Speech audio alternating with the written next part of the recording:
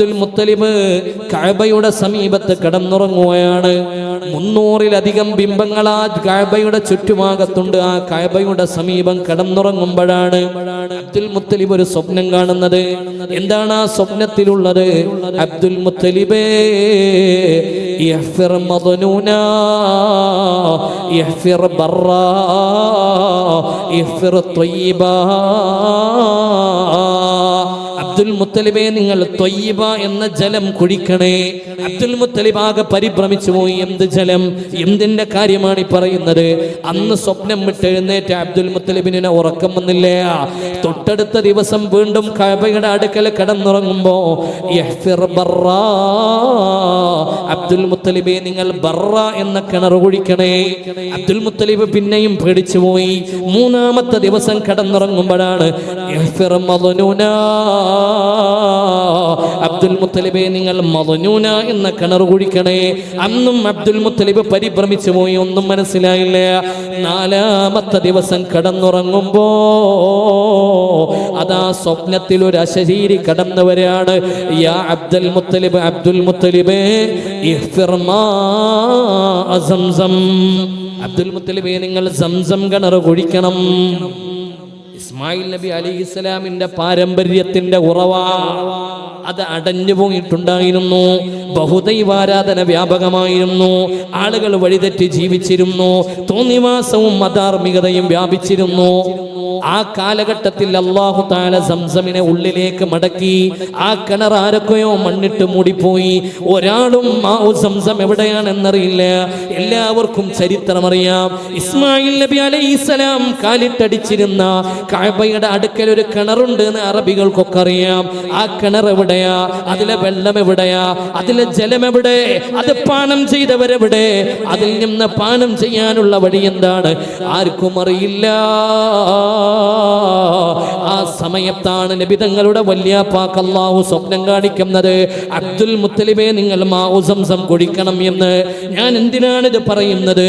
റസൂലുള്ള ജനിക്കുന്ന വർഷം അല്ലാഹു തആല ഹബീബായ നബി തങ്ങൾക്ക് കടന്നു വരാനുള്ള സാഹചര്യം ഒരുക്കാണ്. എന്താ സാഹചര്യം എന്ന് പറയുന്നത്? അബ്ദുൽ മുത്തലിബ് എന്നത് ഗോത്രത്തലവനായി മാറണം, ആദരിക്കപ്പെടുന്ന വ്യക്തിത്വമാകണം. അബ്ദുൽ മുത്തലിബിന്റെ തറവാടിന് നാട്ടുകാർക്കിടയിൽ സ്വീകാര്യത ലഭിക്കണം.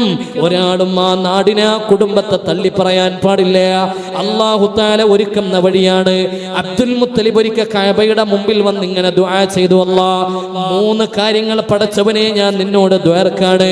1-ാമത്തെ കാര്യം, എനിക്ക് ഇന്ന് വരെ മക്കളായിട്ടില്ല. അബ്ദുൽ മുത്തലിബ് നല്ല ഒരു ബിസിനസ്മാനാണ്. അത്യാവശ്യം നല്ല ക്യാഷും സമ്പത്തൊക്കെ ഉള്ള ആ മക്കയിലെ പ്രമുഖനായ ഒരു വ്യക്തിത്വമാണ്. അതുകൊണ്ട് തന്നെ മക്കളില്ലാതിരിക്കുക എന്ന് പറയുന്നത് വളരെ അദ്ദേഹത്തെ സംബന്ധിച്ചോളം മോശമായ ഒരു കാര്യമാണ്, ക്വാളിറ്റിയിൽ മോശ. അതുകൊണ്ട് തന്നെ അദ്ദേഹം കഅബയുടെ അടുക്കൽ വന്നിട്ട് പടച്ചവനോട് ദുആ ചെയ്തു, റബ്ബേ എനിക്ക് നീ മക്കളെ തരണം. നേർച്ചയാക്കിയതാണ്, പടച്ചോനെ നീ എനിക്ക് 10 മക്കളെ തന്നാൽ. അങ്ങനെ അവരൊക്കെ പ്രായപൂർത്തിയും പക്വതയും ഉള്ള ചെറുപ്പക്കാരായി മാറിയാൽ നദർതു ലക വാഹിദം മിൻഹും, അവരിൽ നിന്ന് ഒരാളെ ഞാൻ നിനക്ക് വേണ്ടി നേർച്ച ചെയ്യാം. അബ്ദുൽ മുത്തലിബ് നേർച്ചയാക്കി, എനിക്ക് 10 മക്കളുണ്ടായാൽ ഒരു മകനെ പടച്ചോനെ ഞാൻ നിനക്ക് വേണ്ടി അറുക്കാം. അബ്ദുൽ മുത്തലിബ് പഠിച്ച ദീനതാണ്. ഖുർആൻ വന്നിട്ടില്ലല്ലോ, ഹദീസ് വന്നിട്ടില്ലല്ലോ. പഴയ കാലത്തെ വേദഗ്രന്ഥങ്ങൾ പഠിച്ച വിവരേ അദ്ദേഹത്തിനുള്ളൂ. അദ്ദേഹം പറഞ്ഞു, പടച്ചോനെ എനിക്ക് മക്കളില്ല, 10 മക്കളുണ്ടായ ഈ കഅബയുടെ ചാരത്ത് വെച്ചിട്ട് ഒരു മകനെ ഞാൻ നിനക്ക് അറുത്ത് തരാം എന്ന് നേർച്ചയാക്കി. പിന്നെ 2-ാമത്തെ കാര്യം, എൻ്റെ കൈ കൊണ്ട് സംസം വെള്ളം കുടിക്കാൻ ഭാഗ്യമുണ്ടായാൽ, സംസം കിണർ കുടിക്കാൻ എനിക്ക് ഭാഗ്യമുണ്ടായാൽ, ഞാനും എൻ്റെ ഉപ്പാപ്പമാരുമൊക്കെ പറഞ്ഞു കേട്ട ഇസ്മായിൽ എന്ന മനുഷ്യന്റെ, ഇസ്മായിൽ നബി അലൈഹിസ്സലാം എന്ന പ്രവാചകന്റെ തിരുശേഷിപ്പായ സംസം കുടിക്കാൻ എനിക്ക് അവസരം ഉണ്ടായാൽ, അല്ലാഹുവേ ഞാൻ എൻ്റെ മോനെ നിനക്ക് വേണ്ടി അറുക്കാം. അള്ളാഹിനോട് നേർച്ചയാക്കിയതാണ്. അന്ന് രാത്രിയാണ് ഇഹ്ഫിർ ത്വയ്യിബ, ഇഹ്ഫിർ ബർറ, ഇഹ്ഫിർ മദ്നൂന, ഇഹ്ഫിർ മാ സംസം. അബ്ദുൽ മുത്തലിബേ സംസം കിണർ കുഴിക്കണം എന്ന് പറഞ്ഞത് അദ്ദേഹം അറബികളൊക്കെ വിളിച്ചു, അന്നത്തെ പ്രമുഖന്മാരൊക്കെ വിളിച്ചിട്ട് പറഞ്ഞു, ഞാനിങ്ങനെ സ്വപ്നത്തിൽ കണ്ടിട്ടുണ്ട്, എനിക്ക് സ്ഥലം കാണിച്ചു തന്നിട്ടുണ്ട് എന്ന് പറഞ്ഞു. അപ്പൊ അവര് ചോദിച്ചു എവിടെയെന്ന് ചോദിച്ചു. അപ്പൊ അവരുടെ നാഇല എന്ന് പറയുന്ന ആരാധിക്കപ്പെടുന്ന ഒരു ദൈവത്തിന്റെ അടുക്കലാണ്. അതുകൊണ്ട് തന്നെ അവര് സമ്മതിച്ചില്ല. അബ്ദുൽ മുത്തലിബ് ഏകനായിട്ട് ആ കിണർ കുടിച്ചു, വെള്ളം കിട്ടി, ആളുകൾ ഓടി വന്നു, അത്ഭുതകരമായി മാഉ സംസം. അതോടുകൂടെ കഅബയെ പരിപാലിക്കുക എന്ന ഉത്തരവാദിത്വം ഇനി അബ്ദുൽ മുത്തലിബിന്റേതാണ്. ആളുകൾ അത് അംഗീകരിച്ചു കൊടുക്കാണ്. ആ കുടുംബത്തിന് പ്രത്യേകമായ ഒരു പരിവേഷം കൈവരികയാണ്. ഞാൻ പറയുന്നത് മുഅ്മിനീങ്ങളെ, ഹബീബായ നബി തങ്ങൾ ജനിക്കുന്നതിന്റെ മുമ്പ് തന്നെ അള്ളാഹു അങ്ങനെ ഒരു സൗകര്യം ചെയ്തു. രണ്ടാമത്തെ കാര്യം എന്താണ്? അബ്ദുൽ മുത്തലിബ് ഇങ്ങനെ നേർച്ചയാക്കിയിരുന്നു. നേരത്തെ 10 വർഷം മുമ്പ് തന്നെ നേർച്ചയാക്കിയിരുന്നു, അള്ളാഹ് എനിക്ക് 10 മക്കളുണ്ടായാൽ ഒരാളെ ഞാൻ അറുക്കാം. പിന്നെ തുടർച്ചയായി ഓരോ കൊല്ലവും അബ്ദുൽ മുത്തലിബിന്റെ ഭാര്യ ഗർഭിണിയാവും, ഓരോ ആൺകുട്ടികൾക്ക് ജന്മം കൊടുക്കുകയും ചെയ്യും. 10 ആൺകുട്ടികളെ ആ ഭാര്യ പ്രസവിച്ചു. 10 മക്കളെ ആ ഭാര്യ പ്രസവിക്കുകയാണ്. അബ്ദുൽ മുത്തലിബിന്റെ ഭാര്യ 10 മക്കൾക്ക് ജന്മം നൽകുകയാണ്.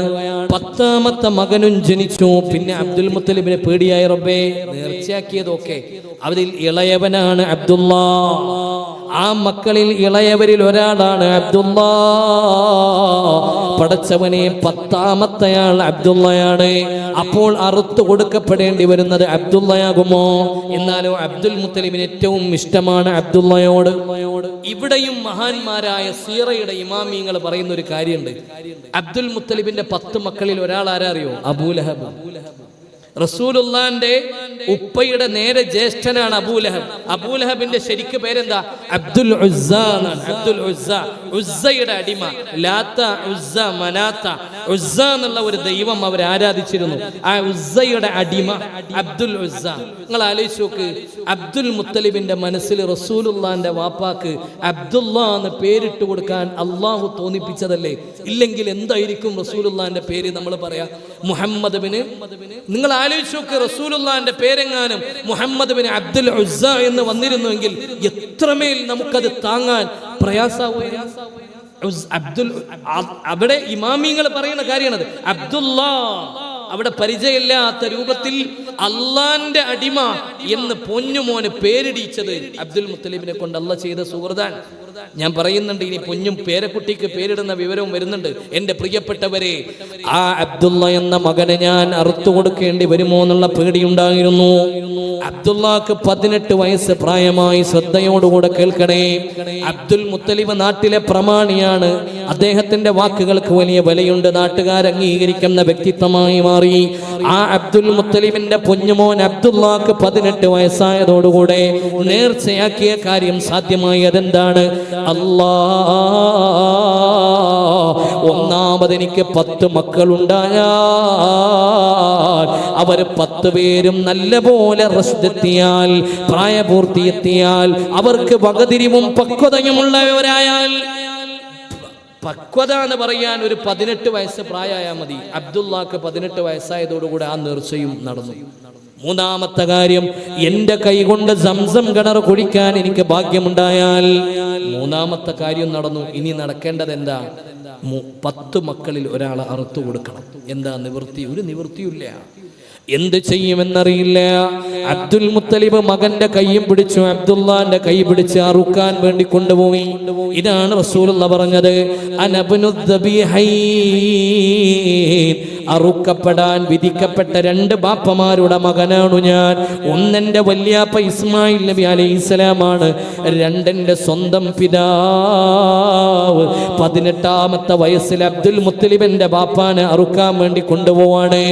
കഅബാലയത്തിന്റെ സമീപത്ത് കൊണ്ടുപോയി അറുക്കാൻ കിടത്തുമ്പോ ആളുകൾ ഓടി വന്നുകൊണ്ട് പറഞ്ഞു, അബ്ദുൽ മുത്തലിബേ, നിങ്ങൾ ഈ ഗോത്രത്തിന്റെ പ്രമുഖനാ, നിങ്ങൾ നേതാവാൻ, നിങ്ങളൊരു കാര്യം ചെയ്താൽ ഈ നാട്ടുകാർ മുഴുവൻ അത് അനുധാവനം ചെയ്യും. അതുകൊണ്ട് തന്നെ മക്കളെ അറുക്കുക എന്നൊരു പരിപാടി ഇവിടെ ഇല്ല. നിങ്ങളെങ്ങാനും മകനെ അറുത്താൽ ആളുകളൊക്കെ ഇവിടെ മക്കളെ അറുക്കാൻ തുടങ്ങും. മനുഷ്യരുടെ ചോരപ്പുഴ പരിശുദ്ധമായ മക്കയിൽ ഒഴുകാൻ തുടങ്ങും. അതുകൊണ്ട് നിങ്ങൾ അങ്ങനെ ചെയ്യരുതെന്ന് പറഞ്ഞപ്പോൾ അബ്ദുൽ മുത്തലിബ് ചോദിച്ചു, പിന്നെന്താ പരിഹാരമുള്ളത്? പിന്നെന്താ പരിഹാരം എന്ന് ചോദിച്ചു. അപ്പൊ അവിടെയുള്ള വേദ പണ്ഡിതന്മാര് പറഞ്ഞു കൊടുത്തു, അതിന്റെ പരിഹാരം എന്ന് പറയുന്നത് ഒരാളെ മറ്റൊരാൾ കൊന്നുകളഞ്ഞാൽ എന്താ അതിൻ്റെ പരിഹാരം? 10 ഒട്ടകങ്ങളെ അറുത്തു കൊടുക്കല്. അന്നത്തെ വിധിയാണ് ഞാൻ പറയുന്നത്.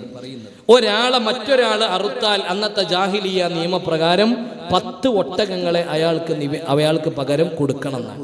ഒരാൾ മറ്റൊരാളെ കൊന്നാൽ 10 ഒട്ടകങ്ങളെ കൊന്നയാളിൽ നിന്ന് ആ കുടുംബം വാങ്ങണം എന്നാണ് അന്നത്തെ നിയമം. അപ്പോ അന്നത്തെ വേദപണ്ഡിതന്മാർ പറഞ്ഞു കൊടുത്തു, ഇനി ഒരു പരിഹാരമേ ഉള്ളൂ. എന്താ പരിഹാരം? 10 മക്കളുടെ പേര് 10 നറുക്കിൽ എഴുതുക. 10 നറുക്കുകളിൽ ഒട്ടകം എന്നും എഴുതുക. എന്നിട്ട് നറുക്കെടുക്കുക. എങ്ങാനും മക്കളുടെ പേരാണ് ലഭിച്ചതെങ്കിൽ പിന്നെയും നറുക്കിടുക. 10 ഒട്ടകത്തിന് അറുക്കാൻ മാറ്റിവെക്കുക. രണ്ടാമതും മനുഷ്യന്റെ പേരാണ് കിട്ടുന്നതെങ്കിൽ വീണ്ടും 10 ഒട്ടകത്തെ മാറ്റി നിർത്തുക. മൂന്നാമതും മനുഷ്യന്റെ പേരാണ് കിട്ടുന്നതിൽ പിന്നെയും ഒട്ടകത്തെ മാറ്റി നിർത്തുക. മക്കാര് പറഞ്ഞു, മക്കയിലെ മുഴുവൻ ഒട്ടകത്തിന് അറുത്തു കൊടുത്താലും വേണ്ടില്ല, മനുഷ്യനെ അറുക്കാൻ പാടില്ല. അവര് പറഞ്ഞു, അബ്ദുൽ മുത്തലിബ് തന്റെ നേർച്ച നിർവഹിക്കാൻ വേണ്ടി തുടങ്ങി. ഒന്നാമത് നറുക്കിട്ടു. ആരെയാണ് അറുക്കേണ്ടത്? നറുക്ക് തുറന്നു നോക്കുമ്പോൾ അബ്ദുല്ലാ അറുക്കപ്പെടേണ്ടയാൾ മുത്തുനബിയുടെ ബാപ്പയാണ്. 10 ഒട്ടകത്തെ മാറ്റി നിർത്തി. രണ്ടാമതും നറുക്കിട്ടു. വീണ്ടും വന്നു അബ്ദുല്ലാ. 20 ഒട്ടകങ്ങളെ മാറ്റി നിർത്തി. മൂന്നാമത് നറുക്കിട്ടു. 30ആയി. നാലാമത് നറുക്കിട്ടപ്പെടും അബ്ദുല്ലാ. അഞ്ചാമതും അബ്ദുല്ലാ. ആറാമതും അബ്ദുല്ലാ. ഏഴാമതും അബ്ദുല്ലാ. 8ഉം 9ഉം അബ്ദുല്ലാ. 10ാമത്തെ തവണയും അബ്ദുല്ലാ എന്ന പേരാണ് നറുക്കിട്ട് ലഭിച്ചപ്പോൾ 100 ഒട്ടകങ്ങളെ അറുക്കാൻ വേണ്ടി മാറ്റി നിർത്തുകയാണ്. 18 വയസ്സുള്ള അബ്ദുല്ലാക്ക് വേണ്ടിയിട്ട് 100 ഒട്ടകങ്ങളെ മാറ്റി നിർത്തുകയാണ്. സുബ്ഹാനല്ലാഹ്. 11ാമത്തെ തവണ നറുക്കിട്ടപ്പോഴാണ് അൽ ഇബ്ലു ഒട്ടകം എന്ന് ലിസ്റ്റിൽ കിട്ടിയത്. അങ്ങനെ 101 ഒട്ടകങ്ങളെ അറുത്തു കൊടുത്തിട്ടാ 100 ഒട്ടകങ്ങളെ പകരം ബലിയർപ്പിച്ചിട്ടാ 18 വയസ്സുകാരനായ മുസ്തഫായ റസൂലുള്ളാഹി സ്വല്ലല്ലാഹു അലൈഹി വസല്ലമ തങ്ങളുടെ പ്രിയപ്പെട്ട ബാപ്പ അബ്ദുല്ലാ ചരിത്രത്തിൽ വധിക്കപ്പെടുന്നതിൽ നിന്ന് മാറ്റി നിർത്തപ്പെടുന്നത്. അതുകൊണ്ടാണ് മുത്തുനബി ഇങ്ങനെ പറഞ്ഞത്, അനബ്നുൽ ദബീഹൈൻ, അറുക്കപ്പെടാൻ വിധിക്കപ്പെട്ട 2 ബാപ്പമാരുടെ മകനാണു ഞാൻ.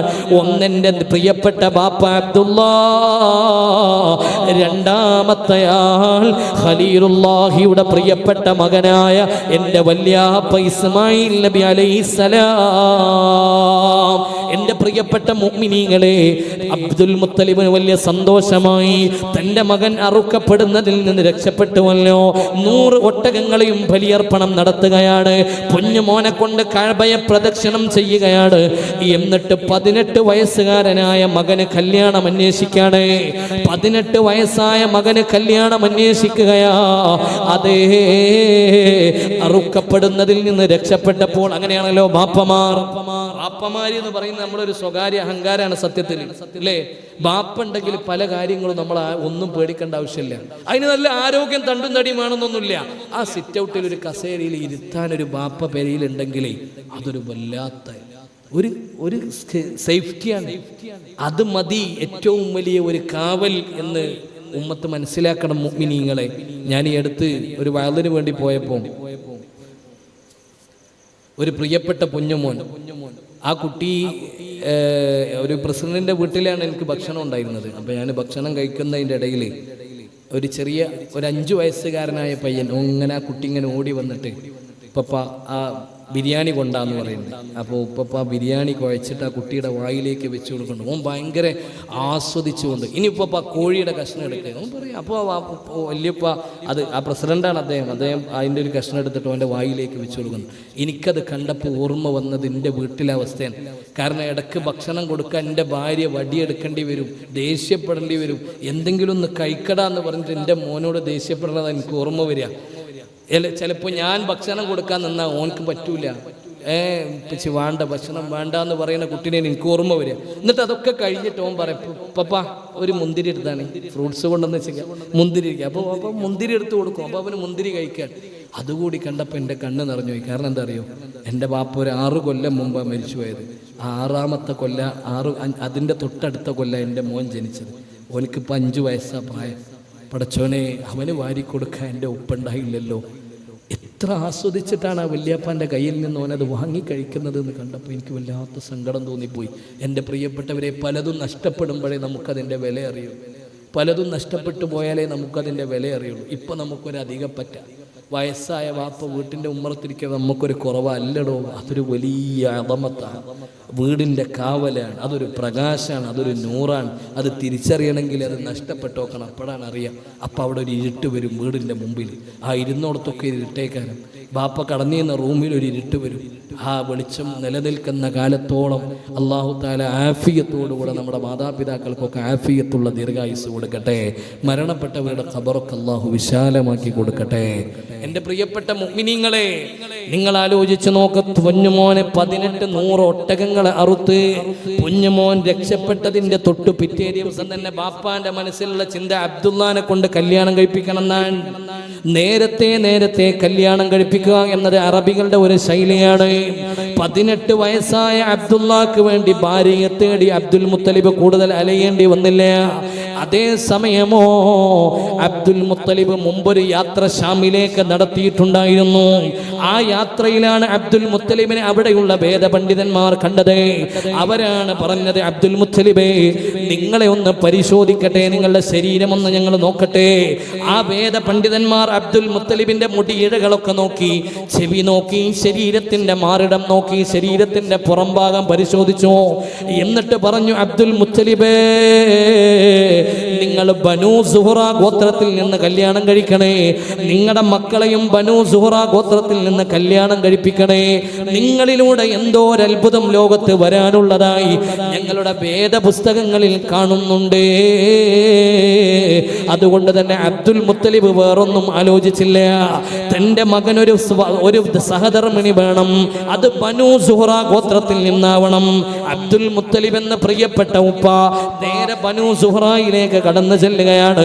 ആളുകളൊക്കെ പറഞ്ഞു കൊടുത്തിട്ടുണ്ട്, ബനൂ സുഹറയിൽ നല്ലൊരു പെൺകുട്ടിയുണ്ട്, ആമിന എന്നാണ് പേര്. കുലീനയാണ്, സൽസ്വഭാവിയാണ്, 14 വയസ്സുകാരിയാണ്. ഒരു അഭിപ്രായ പ്രകാരം 16 വയസ്സുകാരിയാണ്. തൻ്റെ ഇടമുള്ള പെൺകുട്ടിയാണ്, സൽസ്വഭാവിനിയാണ്, നല്ല പെരുമാറ്റക്കാരിയാണ്, ബുദ്ധിമതിയാ, ഒരു വീട് കൊണ്ട് നടക്കാൻ കഴിയുന്ന പെൺകുട്ടിയാണ്.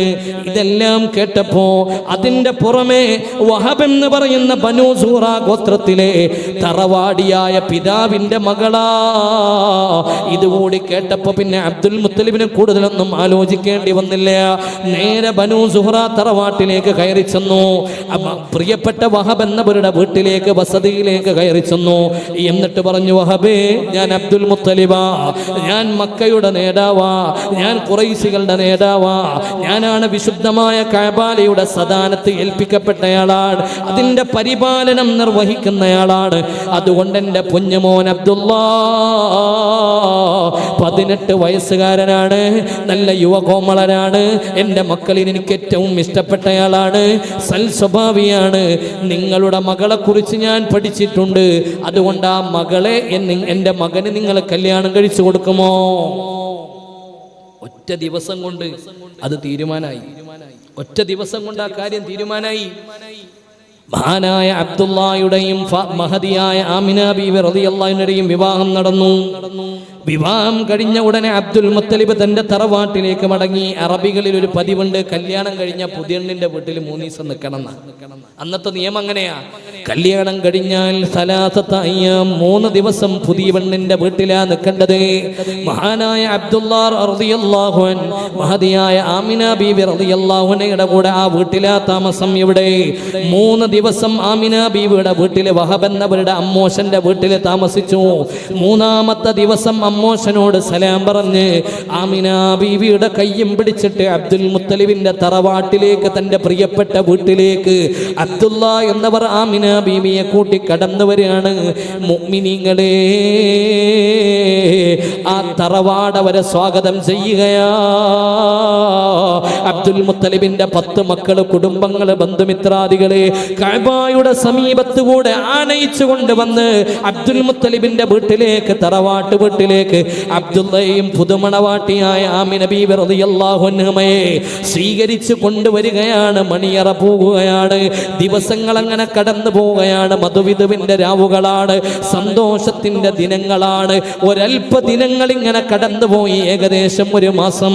വിവാഹം കഴിഞ്ഞ് 1.5 മാസം ഏറിയ 2 മാസം. ആ ദിനങ്ങൾ ഇങ്ങനെ കടന്നു പോകുമ്പോ യുവവിധുനങ്ങൾ വിവാഹം കഴിഞ്ഞ സന്തോഷത്തിന്റെ ദിനങ്ങളില് അബ്ദുള്ള എന്നവർ ആമിന ബീവിയെ അടുത്തറിയുകയാണ്. ആമിന ബീവി അബ്ദുള്ളയുടെ നല്ല സ്വഭാവങ്ങളെ തിരിച്ചറിയുകയാണ്. രണ്ടുപേരും ഇങ്ങനെ ഇഴുകിച്ചേരുകയാണ്. സ്നേഹബന്ധം പൂക്കുകയാണ്, തളിർക്കുകയാണ്. അതാ ഒരു പ്രഭാതത്തിൽ ഉറങ്ങി എണീറ്റുകൊണ്ട് അബ്ദുള്ള എന്നവര് വീടിന്റെ ഉമ്മറത്തിരിക്കുമ്പോ കുറച്ചാളുകൾ ആ വീട്ടിലേക്ക് കയറി വരികയാണ്. കുറച്ച് ചെറുപ്പക്കാർ. അവര് നേരെ കയറി വന്നിട്ട് അബ്ദുള്ളയോട് പറഞ്ഞു, അബ്ദുള്ള എടാ, കല്യാണം കഴിഞ്ഞിട്ട് നീ ഒക്കെ അങ്ങ് മറന്നുപോയോ? കല്യാണം കഴിഞ്ഞപ്പോ നീ ഞങ്ങളെയൊക്കെ അങ്ങ് മറന്നുപോയോ? കല്യാണം കഴിഞ്ഞപ്പോ വേറൊരു വിചാരമില്ല, പൊണ്ടാട്ടി എന്നുള്ള വിചാരം മാത്രമേ ഉള്ളൂലേ. അപ്പൊ ചോദിച്ചു, എന്താ നിങ്ങൾ പറയണത്? അബ്ദുള്ള, കഴിഞ്ഞ വർഷം നമ്മൾ ഷാമിലേക്ക് കച്ചവടത്തിന് പോയതുപോലെ ഈ വർഷം കച്ചവടത്തിന് പോകാനുള്ള ടൈമായിട്ടില്ലേ? ഇപ്പൊ നമ്മൾ കച്ചവടത്തിന് പോയിട്ടില്ലെങ്കിൽ നമ്മുടെ കച്ചവടം നഷ്ടത്തിലാവും. പെട്ടെന്ന് ചരക്കെടുക്കണം, ഷാമിൽ പോകണം, കച്ചവടം നടത്തണം. അബ്ദുള്ള പെട്ടെന്ന് നെട്ടുകയാണ്. റബ്ബേ, കല്യാണ തിരക്കിനിടയിൽ അതൊക്കെ ഞാൻ മറന്നു പോകില്ലോ. പെട്ടെന്ന് തന്റെ സഹധർമ്മത്തെ അവരോട് ഉറപ്പ് കൊടുത്തു, ഇൻഷാ അല്ലാഹ് നമുക്ക് പെട്ടെന്ന് പോണം, കച്ചവടത്തിന് ഞാൻ റെഡിയായി വരാന്ന് പറഞ്ഞു. കൂട്ടുകാർ ഇറങ്ങിപ്പോയി. ഇനി കച്ചവടത്തിനുള്ള തയ്യാറെടുപ്പാണ്. നേരെ സഹധർമ്മിയുടെ അടുത്തേക്ക് വരികയാണ് ആമിന. പ്രിയപ്പെട്ടവളെ, വിവാഹം കഴിഞ്ഞൊരൽപ്പ ദിവസമേ ആയിട്ടുള്ളൂ. നിന്നോട് ഞാൻ സമ്മതം ചോദിക്കുകയാ. ഇത്തവണ ഞാൻ കച്ചവടത്തിന് പോയില്ലെങ്കിൽ നമ്മുടെ കച്ചവടം വലിയ നഷ്ടത്തിലാകും ആമിന. മാത്രമല്ല, നമുക്കിനി ജീവിതത്തിൽ മുന്നോട്ട് പോണോ? നമ്മുടെ കച്ചവടമല്ലാതെ മറ്റു വരുമാന മാർഗമില്ല. അതുകൊണ്ട് എനിക്ക് സമ്മതം തരണേ. അസ്തഗ്ദിനുകി, ഞാൻ നിന്നോട് സമ്മതം ചോദിക്കാണ്. ആമിന ബീബിയുടെ കണ്ണ് നനയാൻ തുടങ്ങി. ഏതു പെണ്ണാണ് പ്രിയപ്പെട്ടവരെ തന്റെ ഭർത്താവിനെ മിസ് ചെയ്യാൻ ആഗ്രഹിക്കുക? അത് തന്നെ വിവാഹം കഴിഞ്ഞ ആദ്യ നാളുകളാണ്, ആദ്യ മാസങ്ങളാ.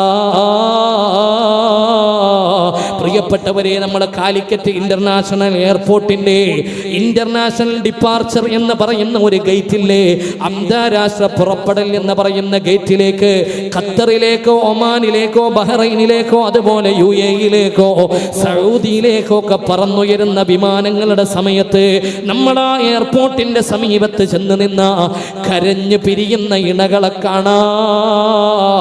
ചില ഭർത്താക്കന്മാര് കടന്നു പോകുമ്പോ ഭാര്യമാര് കരയാ. കല്യാണം കഴിഞ്ഞിട്ട് 2 മാസമായുള്ളൂ. ഭർത്താവ് പോകുന്നത് താങ്ങാൻ അവരെ കൊണ്ട് കഴിയില്ല. ഒരു കുഞ്ഞ് ജനിച്ചിട്ട് 1 മാസമേ ആയുള്ളൂ. ഭർത്താവ് 2 മാസത്തെ ലീവിന് വന്ന് തിരിച്ചു പോകുമ്പോ ഭാര്യ കരയാ. ഏത് ഭാര്യക്കാ ഭർത്താവിനെ വിദൂരത്തേക്ക് യാത്രയാക്കാൻ ഇഷ്ടമുണ്ടാവുക? മഹദിയായ ആമിന റളിയല്ലാഹു അൻഹ ബഹുമാനപ്പെട്ടവരെ അബ്ദുള്ള എന്നവരെ കെട്ടിപ്പിടിച്ച് കരയാണ്. അബ്ദുള്ള, ഈ വലിയ തറവാട്ടിന്റെ ഉള്ളിൽ എൻ്റെ ആകെയുള്ള സമാധാനം നിങ്ങളാ.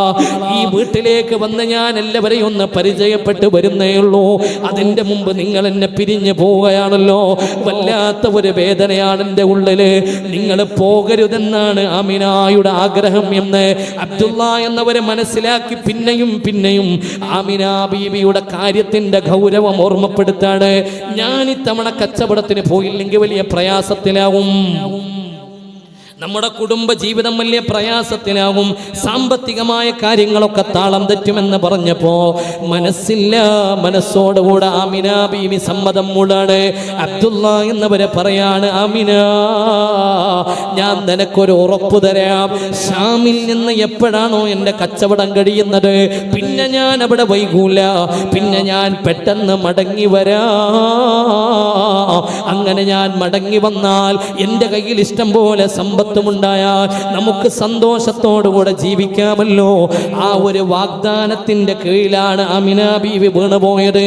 ആ വാഗ്ദാനത്തിന്റെ ഉറപ്പിലാണ് ആമിന ബീവി സമ്മതം കൊടുക്കുന്നത്.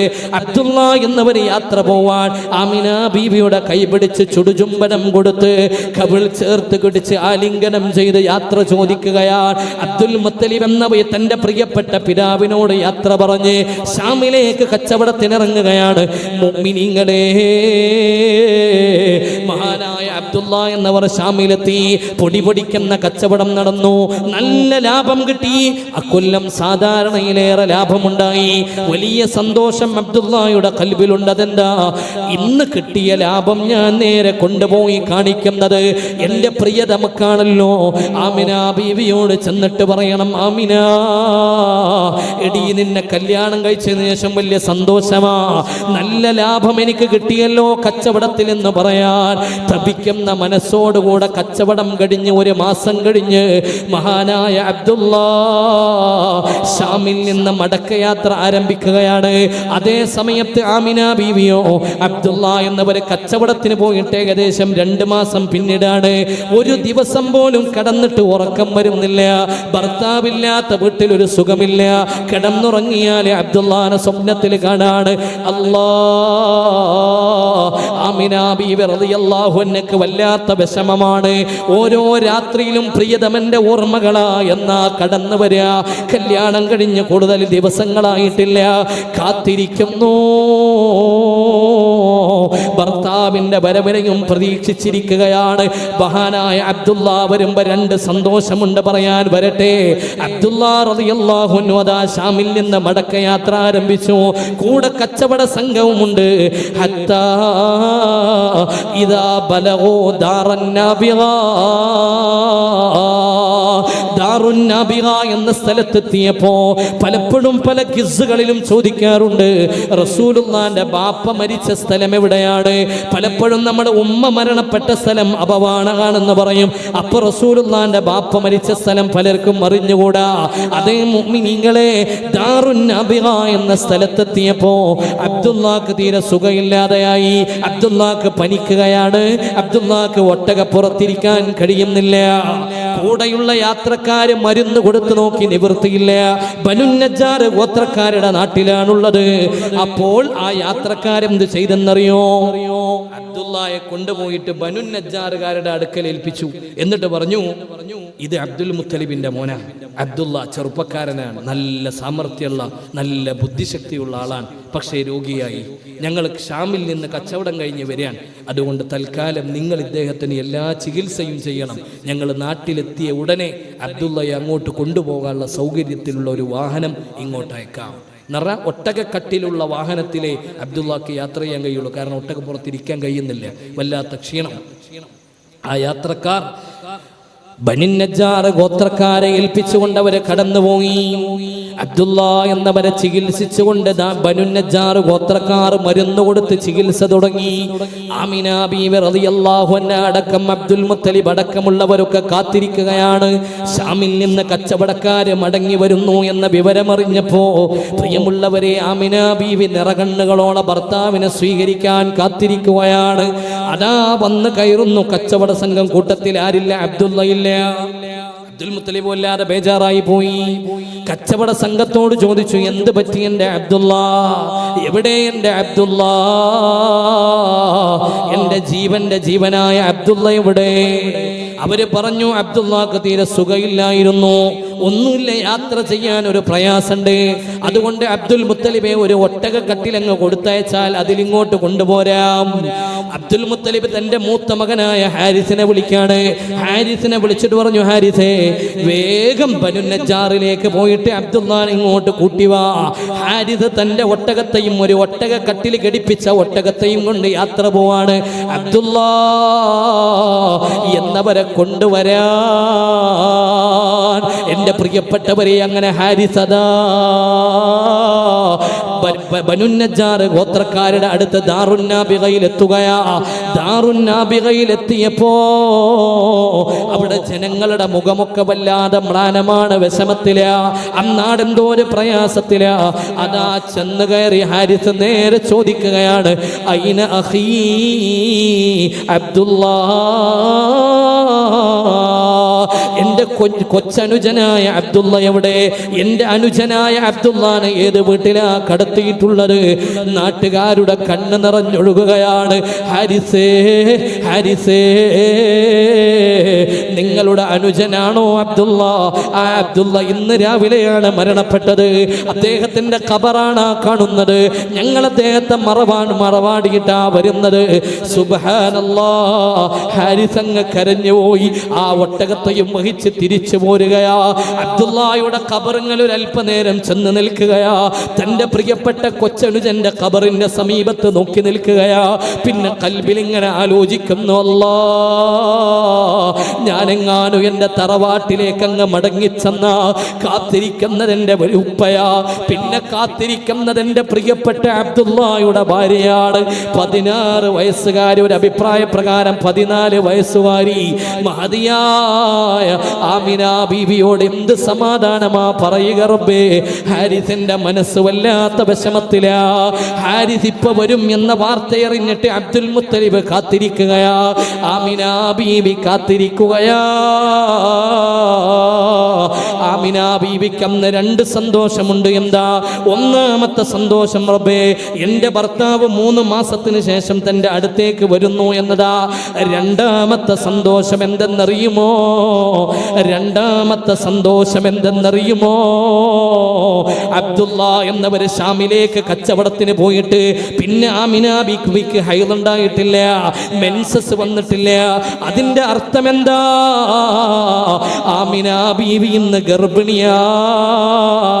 അതുകൊണ്ട് എൻ്റെ ഭർത്താവ് വരുമ്പോ, അബ്ദുള്ള കടന്നു വരുമ്പോ പ്രിയപ്പെട്ട ഇക്കാനെ ചേർത്ത് പിടിച്ചിക്ക. അബ്ദുള്ള, എൻ്റെ വയറ്റിലൊരു കുഞ്ഞ് വളരുന്നുണ്ട്. എൻ്റെയും നിങ്ങളുടെയും പ്രിയപ്പെട്ട കുഞ്ഞ് എൻ്റെ വയറ്റിൽ വളരുന്നുണ്ടെന്ന സന്തോഷം പറയാൻ ആമിന ബീവി കാത്തിരിക്കുകയാ. റബ്ബേ, എപ്പോഴാ ഹാരിസ് വരിക? എൻ്റെ പ്രിയപ്പെട്ട ഭർത്താവിനെ കൂട്ടിയിട്ട് ഹാരിസ് എപ്പോഴാ വരിക? കാത്തിരിപ്പിനൊടുവിലതാ ഹാരിസ് കടന്നു വരുമ്പോ ഒരൊട്ടകമാ.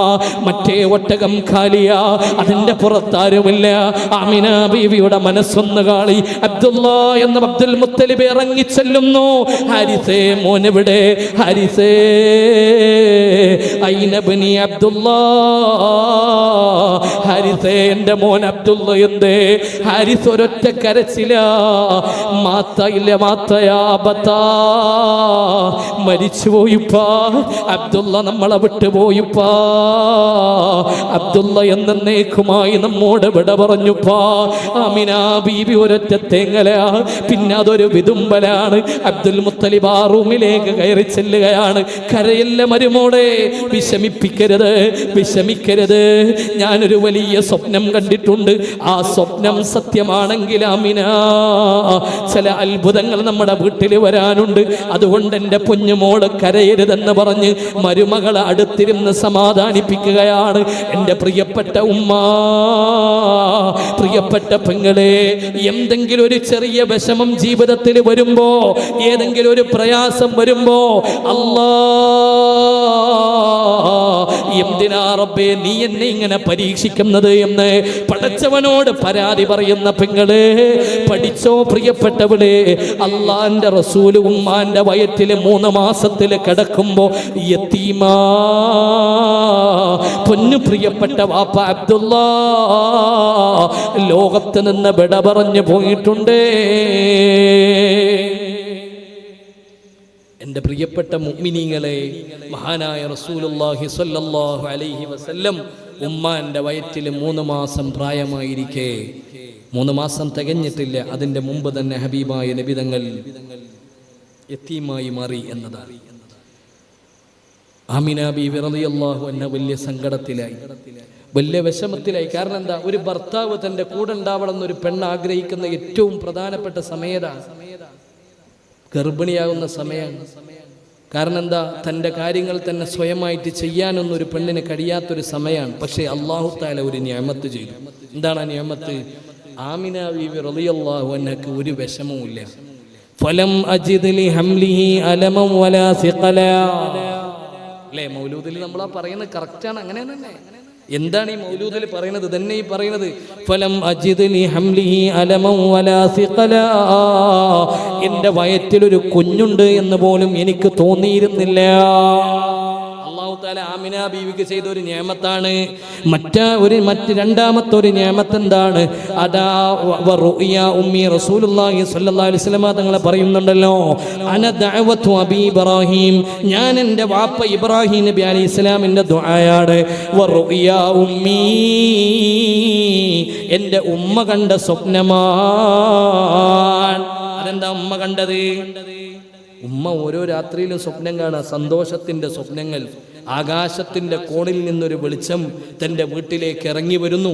നൂറൻ അല്ലാഹു ഖുസൂറു ബുസ്റാ മിൻ അർളി ശാം, ശാം വരെ വിശാലമായി പ്രകാശം പരത്തുന്ന ഒരു പ്രകാശം ഇങ്ങനെ ആകാശത്ത് നിന്ന് ഇറങ്ങി തന്റെ വീട്ടിലേക്ക് ഇറങ്ങി വരുന്നതും മറ്റും ആ പലയിടങ്ങളിലേക്ക് വ്യാപിക്കുന്നതും. ആമിന നീ ഗർഭിണിയാണ് എന്ന് തോന്നിപ്പിക്കുന്ന അശരീരിയും തുടങ്ങിയിട്ട് ആമിന ബീവിക്ക് തന്നെ വല്ലാത്തൊരു ഫീലിംഗ്, ഒരു സന്തോഷം അല്ലാഹു കൊടുക്കുകയാണ്. ഭർത്താവ് പിരിഞ്ഞ വേദന, ആ സങ്കടം ആമിന ബീവി അള്ളാഹു അറിയിച്ചില്ല. അതുകൊണ്ട് ആ മഹദി അവറുകൾ പറയുന്നത് എനിക്കൊരു വേദന പോലും തോന്നിയിരുന്നില്ല. ഇനി ഇവിടെ ഒരു കാര്യം ശ്രദ്ധിക്കണം കേട്ടോ, ഒരു കാര്യം ശ്രദ്ധിക്കണം. ഇപ്പോ മാർട്ടിൻ ലിങ്സ് അദ്ദേഹം മുസ്ലിം ആകുന്നതിന് മുമ്പ് എഴുതിയ പുസ്തകമാണ് മുഹമ്മദ് സല്ലല്ലാഹു അലൈഹി വസല്ലം എന്ന ഒരു പുസ്തകം. അതെങ്കിലും മിനിമം നമ്മളൊന്ന് വായിച്ചു നോക്കണം, റസൂലുള്ളാഹിനെ കുറിച്ചൊന്ന് മനസ്സിലാക്കാനേ. എൻ്റെ പ്രിയപ്പെട്ടവരെ, സീറകൾ എഴുതിയ ഇമാമിങ്ങളൊക്കെ പറയുന്ന ഒരുപാട് സംഭവങ്ങളുണ്ട്. അതിലൊന്ന് ഞാൻ പറയാം. അരീക്ക എന്ന് പറയുന്ന ഒരു പെൺകുട്ടി.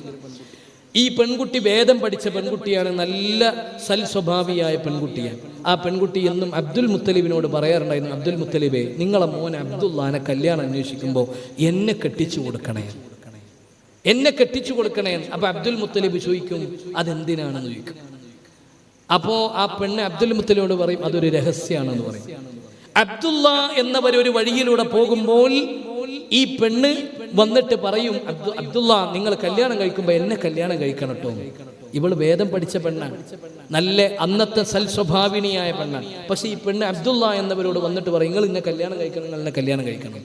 അപ്പൊ അബ്ദുള്ള എന്നവർക്ക് വലിയൊരു അത്ഭുതമാണ്. ഈ പെണ്ണിങ്ങനെ വന്നിട്ട്, അങ്ങനെ പലരും പറയും അബ്ദുള്ള എന്നവരോട്. അങ്ങനെ ആമിന ബീവിയായിട്ടുള്ള കല്യാണം കഴിഞ്ഞതിന് ശേഷം അബ്ദുള്ള എന്നവരെ ഒരിക്കൽ ഈ പെണ്ണ് കണ്ടു.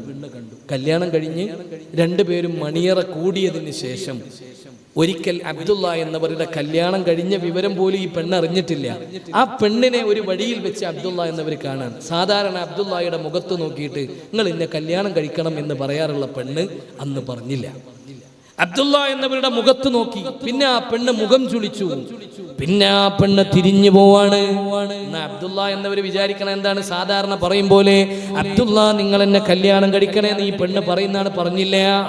അബ്ദുള്ള എന്നവരാ പെണ്ണിനോട് തിരികെ ചോദിച്ചു, പെങ്ങളെ എപ്പോ നിങ്ങൾ എന്നെ ഈ വഴിയിൽ കണ്ടാലും അബ്ദുള്ള നിങ്ങൾ എന്നെ കല്യാണം കഴിക്കണേ എന്ന് ചോദിക്കാറുണ്ടല്ലോ, ഇന്നെന്തേ നിങ്ങൾ എന്നെ കല്യാണം കഴിക്കണം എന്ന് പറയാത്തത്? അപ്പൊ ആ പെണ്ണ് പറഞ്ഞു, വേറൊന്നുമല്ല, കുന്തു അറാ നൂറൻ ഫീ വജ്ഹിക, നിങ്ങളുടെ മുഖത്തൊരു പ്രകാശം ഞാൻ കാണാറുണ്ടായിരുന്നു, അതിലെന്തോ ഒരു അത്ഭുതമുണ്ട് എന്ന് തോന്നിയത് കൊണ്ടാണ് ഞങ്ങളെ കല്യാണം കഴിക്കണം എന്ന് ആഗ്രഹിച്ചത്. ഇപ്പൊ എനിക്കത് കാണാനില്ല, ആ നൂറ് ഇപ്പൊ ഇല്ല, ആ വെളിച്ചം പോയിട്ടുണ്ട്, ആ വെളിച്ചം നിങ്ങളുടെ മുഖത്തില്ല. അതേ പ്രിയപ്പെട്ടവരെ, ആമിന ബീവിയും അബ്ദുള്ള റളിയല്ലാഹുമായിട്ടുള്ള ശാരീരിക ബന്ധം നടന്നു കഴിഞ്ഞു.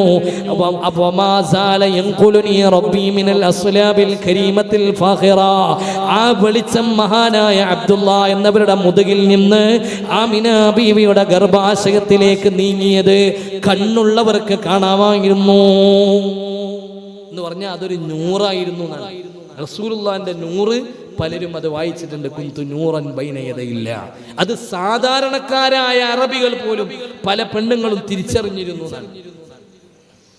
അതുകൊണ്ട് ആളുകൾ പറയും അബ്ദുള്ള എന്നവരുടെ കല്യാണം കഴിഞ്ഞ് മണിയറ കൂടിയതിനു ശേഷം ആ മുഖത്തെ വെളിച്ചങ്ങ് നഷ്ടപ്പെട്ടു. ആ നൂറായിരുന്നു മുസ്തഫ റസൂലുള്ളാഹി സ്വല്ലല്ലാഹു അലൈഹി വസല്ലം. കുന്തു നൂറൻ ബൈന യദയില്ലാഹി അസ്സ വജൽ.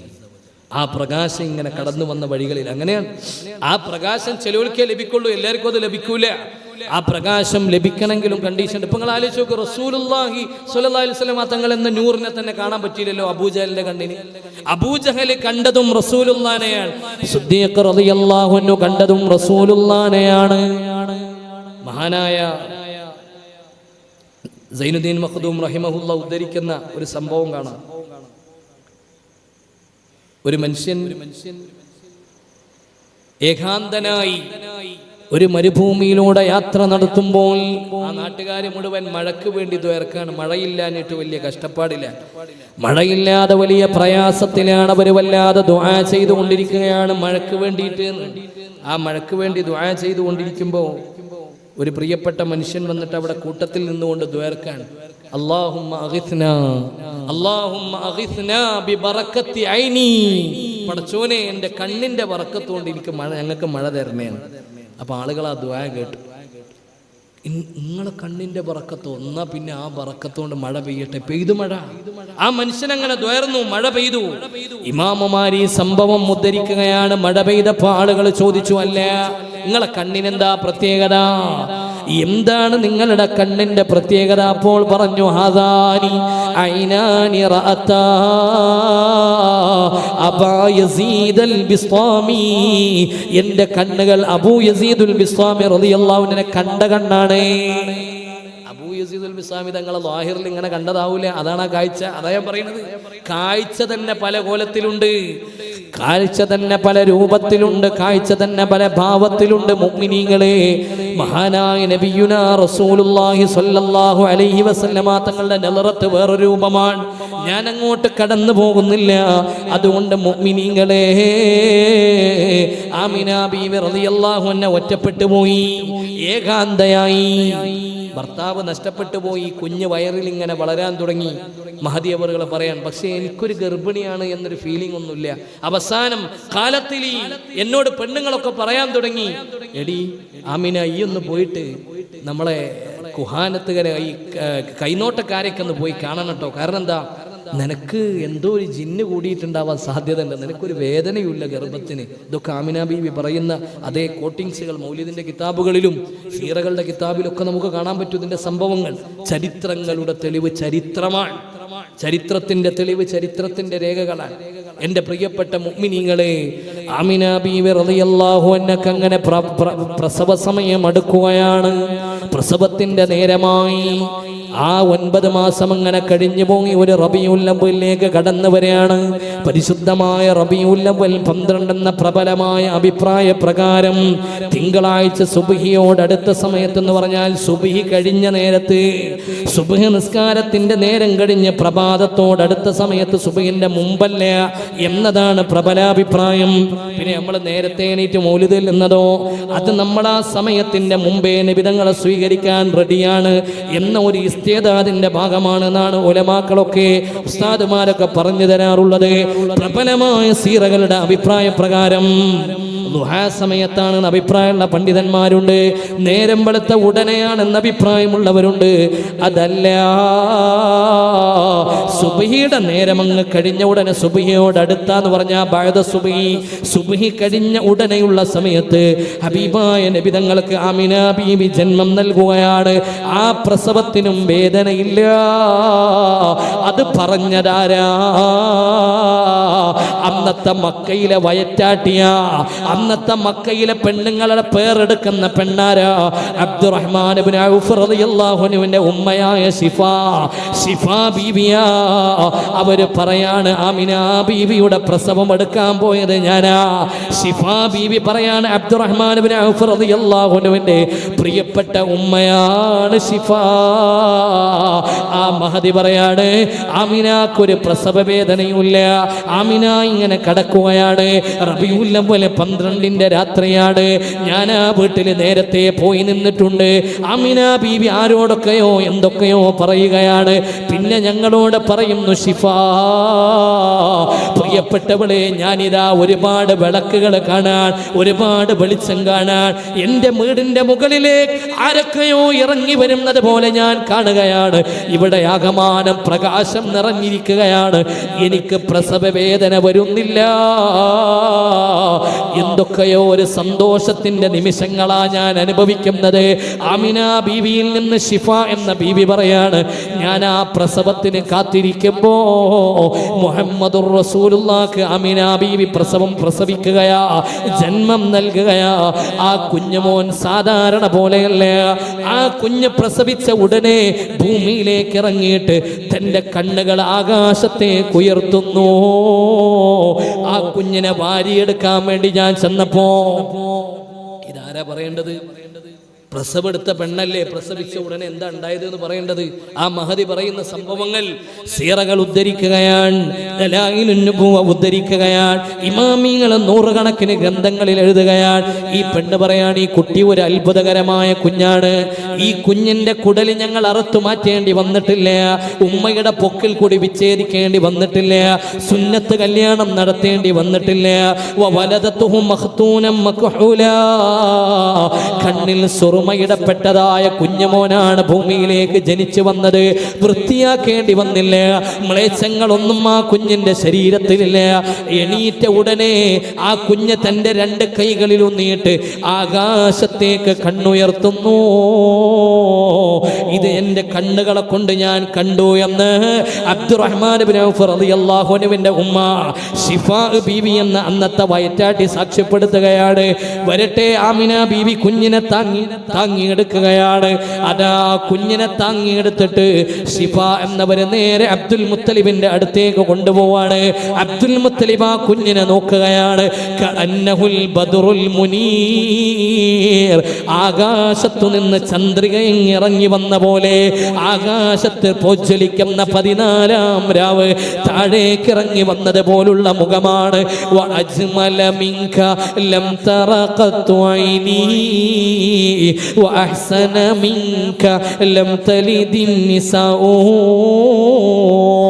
മഹാനായ ഹസ്സാൻ ഇബ്നു സാബിത്ത് റളിയല്ലാഹു അൻഹു പാടി വെച്ചതുപോലെ, പറഞ്ഞു വെച്ചതുപോലെ, നബിയേ, അങ്ങയെ പോലുള്ള ഒരു മനോഹരമായ മുഖം, ആ അങ്ങയുടെ മനോഹരമായ വക്രം പോലുള്ള ഒരു മനോഹരമായ മുഖം, അന്ത തത്ലഉ ബൈനനാ ഫിൽ കവാകിബി കൽബുദു ബൽ വഅസ്റഫു മിൻഹു യാ സയ്യിദി ഖൈറൻ നബി. നക്ഷത്രങ്ങൾക്കിടയിലെ ചന്ദ്രിക പോലെ ഉദിച്ചോരേ, അതിലേറെ ശറഫുള്ളോരേ, യാ സയ്യിദി ഖൈറൻ നബി. നക്ഷത്രങ്ങളിൽ ജ്വലിച്ചു നിൽക്കുന്ന ചന്ദ്രനെ പോലെ, സറൈത മിൻ ഹറമി ലൈലൻ നീല ഹറമി കമാ സറൽ ബദ്റു ഫീ ദാജിമിനല്ലുലമി. പരിശുദ്ധമായ ഇരുൾ മൂടിയ മേഘക്കീറുകൾക്കിടയിലൂടെ ഒരു പൊന്നമ്പിളി പ്രത്യക്ഷപ്പെടുന്ന പോലെ നബി തങ്ങളെ പിറന്നു വീണ കുഞ്ഞിനെ താങ്ങിയെടുത്തിട്ട് അബ്ദുൽ മുത്തലിബ് ഇങ്ങനെ ഓടി നടക്കാണ്. എൻ്റെ കുഞ്ഞിന് ഞാൻ പേര് വിളിക്കാൻ പോവാ, എൻ്റെ കുഞ്ഞിന് ഞാൻ പേര് വിളിക്കാൻ പോവാ. അത് പറഞ്ഞപ്പോഴേക്ക് ആമിന ബീബി ഇടപെടാണ്. അബ്ദുൽ മുത്തലിബേ, പ്രിയപ്പെട്ട ഉപ്പാ, അമ്മോശനാണ്, അമ്മോശനോട് പറയാണ്, ഉപ്പാ, ഉപ്പാ പേരിടണമെങ്കിൽ ശ്രദ്ധിക്കണം. ഞാനൊരു സ്വപ്നം കണ്ടിട്ടുണ്ടായിരുന്നു, എൻ്റെ കുട്ടിക്ക് ഞാൻ. അത് പറഞ്ഞപ്പോഴേക്ക് അബ്ദുൽ മുത്തലിബ് പറഞ്ഞു, മുഹമ്മദ് എന്ന് പേരിടാനല്ലേ? അതേ, ആ ഉമ്മ സമ്മതിക്കാണ്. ആ സ്വപ്നം ഞാനും കണ്ടിട്ടുണ്ട്, ആ സ്വപ്നം ഞാനും കണ്ടിട്ടുണ്ട്. എൻ്റെ പ്രിയപ്പെട്ടവരെ, 7-ാം നാള് റസൂലുള്ളാഹിനെ കൊണ്ടുവന്നിട്ട് അബ്ദുൽ മുത്തലിബ് അങ്ങ് പേരിട്ട് കൊടുത്തു. മുഹമ്മദ് എന്ന് മൂപ്പർക്ക് തോന്നിയൊരു പേരിട്ട് കൊടുത്തു. അല്ല, അങ്ങനെ അല്ല, അങ്ങനെ ആവാൻ പാടില്ല.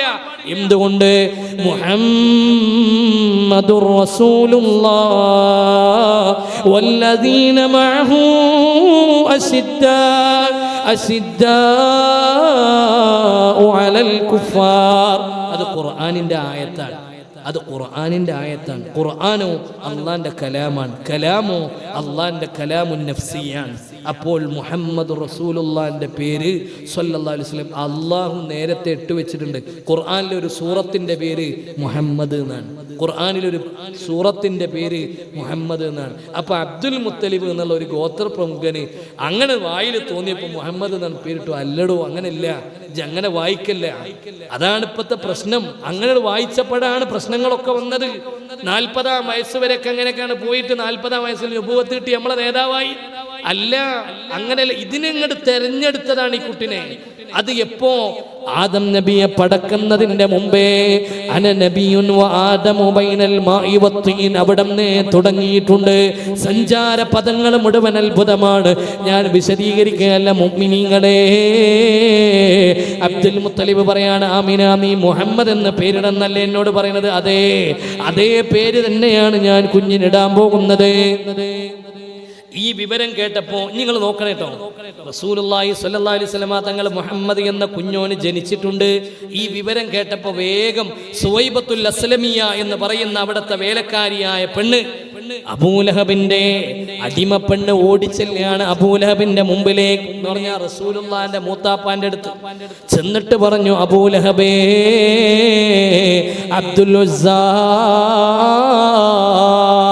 അബ്ദുല്ലാക്ക് ഒരു യതീമായ മകൻ പിറന്നിരിക്കുന്നു. നിങ്ങളുടെ കൊച്ചനുജൻ മരണപ്പെട്ടു പോയ അബ്ദുല്ലയില്ലേ, ആ അബ്ദുല്ലാന്റെ ഭാര്യയായ ഫാത്തിമ പ്രസവിച്ചിരിക്കുന്നു. ഇതങ്ങ് കേട്ടപ്പോ അബൂലഹബിന് വല്ലാത്ത സന്തോഷമായി. സുവൈബയോട് പറഞ്ഞു, അന്തി ത്വലിഖ, നിന്നെ ഞാൻ മോചിപ്പിക്കുകയാണ്, നിന്നെ ഞാൻ മോചിപ്പിക്കുകയാ.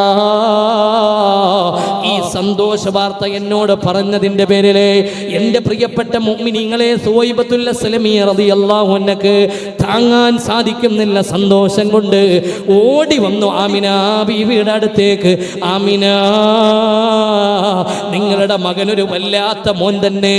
അതെന്തേ നിങ്ങൾ അങ്ങനെ പറയാനുള്ള കാരണം?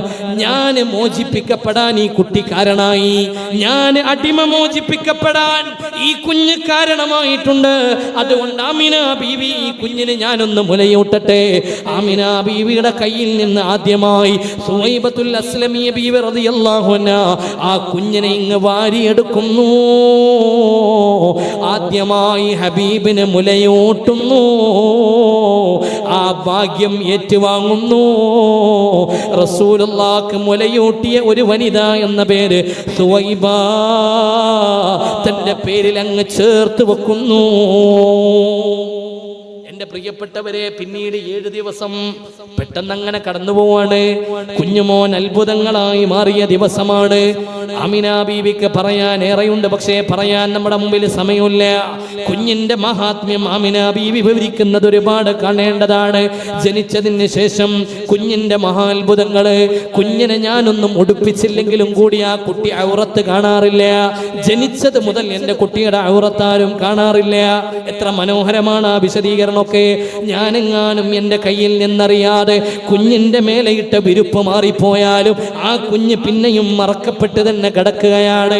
അങ്ങനെ അത്ഭുതങ്ങളുടെ ഒരുപാട് പരിചയങ്ങള് ആമിന ബീവി പറഞ്ഞു വെക്കട്ടെ. 7-ാം നാളിലേക്ക് കടന്നു വന്നു. അബ്ദുൽ മുത്തലിബ് നാട്ടുകാരെയൊക്കെ വിളിച്ചു. ഫലമ്മ കാനൽ യൗമു സാബിഉ ദബഅൻ ജദ്ദു അബ്ദുൽ മുത്തലിബ് വദഅ ഖുറൈശൻ വതഅമഹും വഅസ്റബഹും ഫലമ്മ അകലു ഖാലു യാ അബ്ദുൽ മുത്തലിബ് മാ സമ്മൈത ഖാല സമ്മൈതു മുഹമ്മദാ സ്വല്ലല്ലാഹു അലൈഹി വസല്ലം. സംഭവം അങ്ങനെയാണ്. ഇതിപ്പോ ഞാൻ നിങ്ങൾ പറയുന്ന സംഭവങ്ങൾ ഇയാൾ എവിടുന്നാണ് വലിയൊരു ചരിത്രമല്ല, മൗലൂദാണ് ഈ പറയുന്നതൊക്കെ. ഇതുവരെ പറഞ്ഞത് മൗലൂദാണ്, മങ്കൂസ് മൗലൂദാണ് ഈ പറയുന്നതൊക്കെ. മങ്കൂസ് മൗലൂദാണ് ഈ പറയുന്നതൊക്കെ. നിങ്ങളിത് കേട്ടല്ലേ? 7-ാം നാളായപ്പോ അബ്ദുൽ മുത്തലിബ് അറവ് നടത്തി. കുഞ്ഞുമോന് പേരിടുന്നതിനെ കുറിച്ച് എല്ലാവരും വന്നു. ഫലമ്മ അക്കലു, എല്ലാവരും ഭക്ഷണമൊക്കെ കഴിച്ചപ്പോൾ ചോദിച്ചു, മാ സമ്മയിത്തപ്പനെ എന്താ കുട്ടിക്ക് പേരിടുന്നെന്ന് ചോദിച്ചു. കാല സമ്മയിത്തു മുഹമ്മദ, എൻ്റെ കുട്ടിക്ക് ഞാൻ മുഹമ്മദ് എന്നാ പേരിടുന്നത്. അപ്പോൾ ആളുകൾ പറഞ്ഞു, എന്താണ് അങ്ങനെ ഒരു പേര്? ഖാലു ലിമ റഗിബത അൻ അസ്മാഇ ആബായിക് ഖാല അറത്തു അൻ യഹ്മദഹു മൻ അലൽ ഗബറാ. എൻ്റെ കുട്ടിയെ ഭൂമുഖത്തുള്ളവരെല്ലാം സ്തുതികീർത്തനം പറയണം, എൻ്റെ കുട്ടിയുടെ നന്മ പറയണം. അതങ്ങനെ തന്നെയായി. ആ കുഞ്ഞ് സ്തുതിക്കപ്പെടുകയാണ്. റുബ്ബമാ ദുകിറല്ലാഹ് വകുല്ലമാ ദുകിറല്ലാഹ്, എവിടെയൊക്കെ അല്ലാഹ് എന്ന് പറയുന്നുണ്ടോ ദുകിറതു മആ, എന്റെ നാമവും അതിന്റെ കൂടെ പറയാണ്.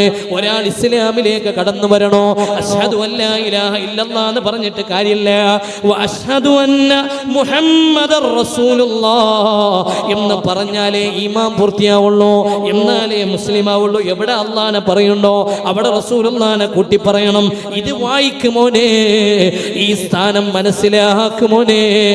നീ പരിശുദ്ധമായ പള്ളിയുടെ മിമ്പറിൽ കയറി നിന്നിട്ട് റസൂലുള്ള സാധാരണ മനുഷ്യനാണ് എന്ന് പ്രസംഗിക്കാൻ നീ ഖുത്ബ തുടങ്ങിയില്ലേ? ആ ഖുത്ബ പൊന്നുമോനെ നിന്റെ പള്ളി മെഹ്റാബില് എടാ വഹാബിയായി നീ പ്രസംഗം തുടങ്ങിയില്ലേ?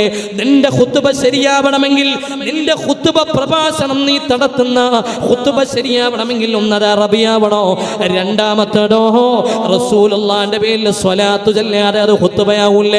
എന്നിട്ട് നീ പറയാ ഇത് സാധാരണ മനുഷ്യനാണെന്ന്. എങ്ങനെയാണ്? ഹാദാ ലഅംരി ഫിൽ ഖിയാസി ബദിയോ, ഇത് അംഗീകരിക്കാൻ പറ്റൂലല്ലോ.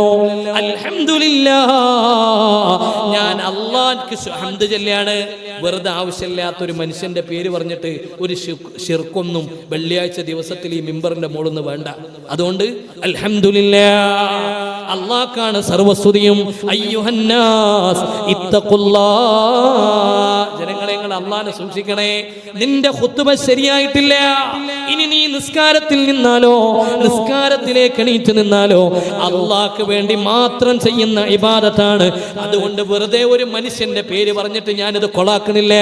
തൗഹീദ് മാത്രമാണ് എൻ്റെ ലക്ഷ്യം. വജ്ജഹതു വജ്ഹിയ ലില്ലദീ ഫത്തറ സമാവാതി വൽ അർള, ഞാൻ അല്ലാഹ്ക്കാണ് ഇബാദത്ത് ചെയ്യുന്നത്. അതുകൊണ്ട് നിന്നെ അല്ലാതെ ഒരാളുടെ പേരും ഞാൻ എൻ്റെ നിസ്കാരത്തിൽ പറയില്ല. എന്തിനാണ് വെറുതെ ഞാൻ അശ്ഹദു അന്ന മുഹമ്മദൻ എന്ന് ഒരു മനുഷ്യന്റെ പേര് എൻ്റെ നിസ്കാരത്തിൽ പറയുന്നത്? ഞാനത് പറയില്ല. ഞാൻ തൗഹീദിൽ അടിയുറച്ചവനാണ്, ഞാൻ ശിർക്കിലേക്കില്ലാതെ നീ പറഞ്ഞാൽ നിന്റെ നിസ്കാരം ശരിയല്ല. ആ നമസ്കാരം പടച്ച റബ്ബിന് വേണ്ടടോ വേണ്ട. എന്നിട്ട് ഈ പറയാണ് ഇത് സാധാരണക്കാരനാണ്. അതെങ്ങനെയാ ശരിയാവുക?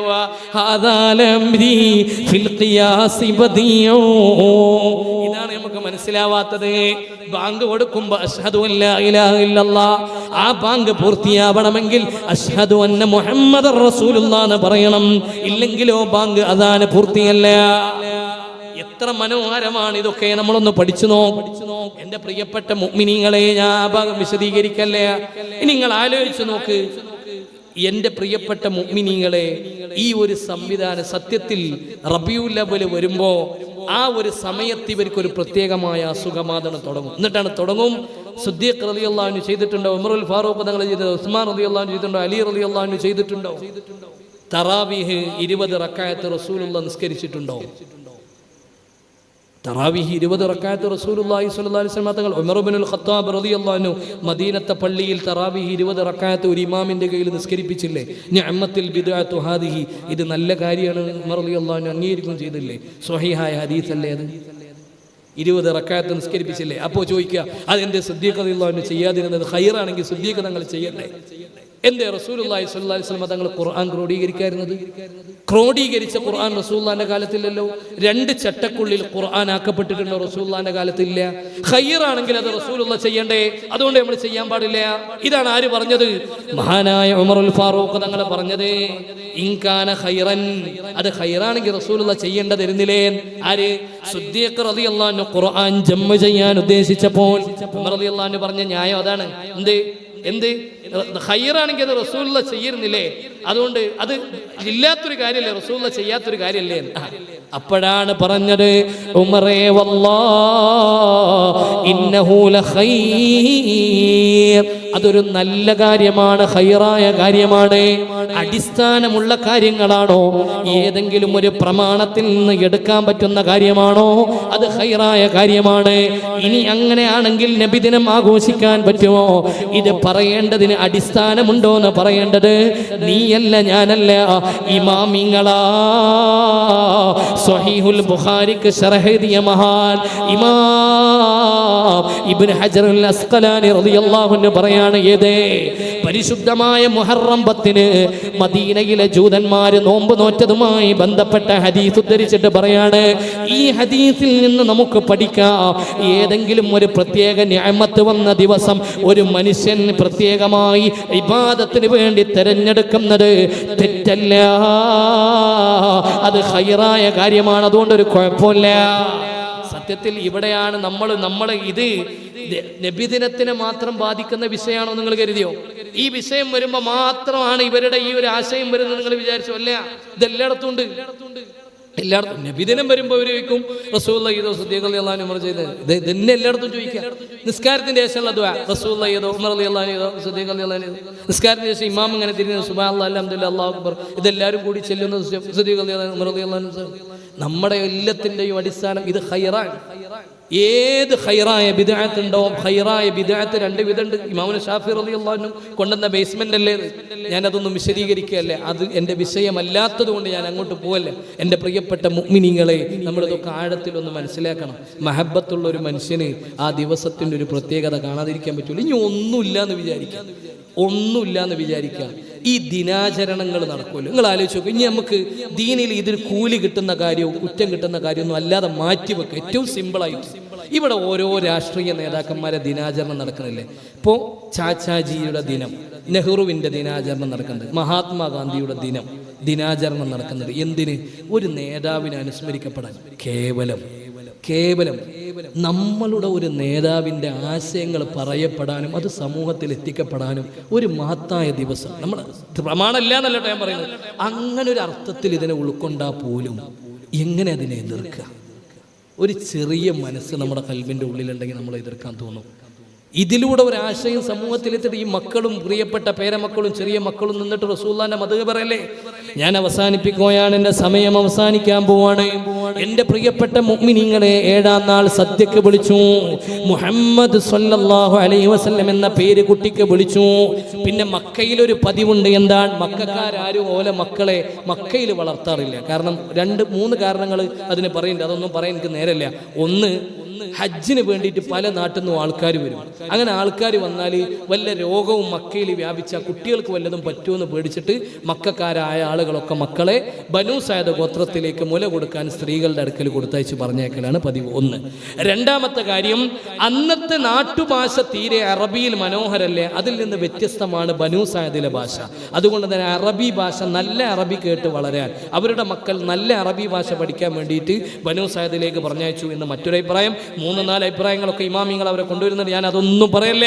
നമുക്ക് പറയാനുള്ളത്, 7-ാം ദിവസമായപ്പോൾ ഹബീബായ നബി സല്ലല്ലാഹു അലൈഹി വസല്ലമ തങ്ങളടക്കമുള്ള മക്കയിലെ കുഞ്ഞുങ്ങളെ ഏറ്റെടുക്കാൻ ബനൂ സഅദ് ഗോത്രത്തിൽ നിന്ന് പെണ്ണുങ്ങൾ കടന്നു വരികയാണ്.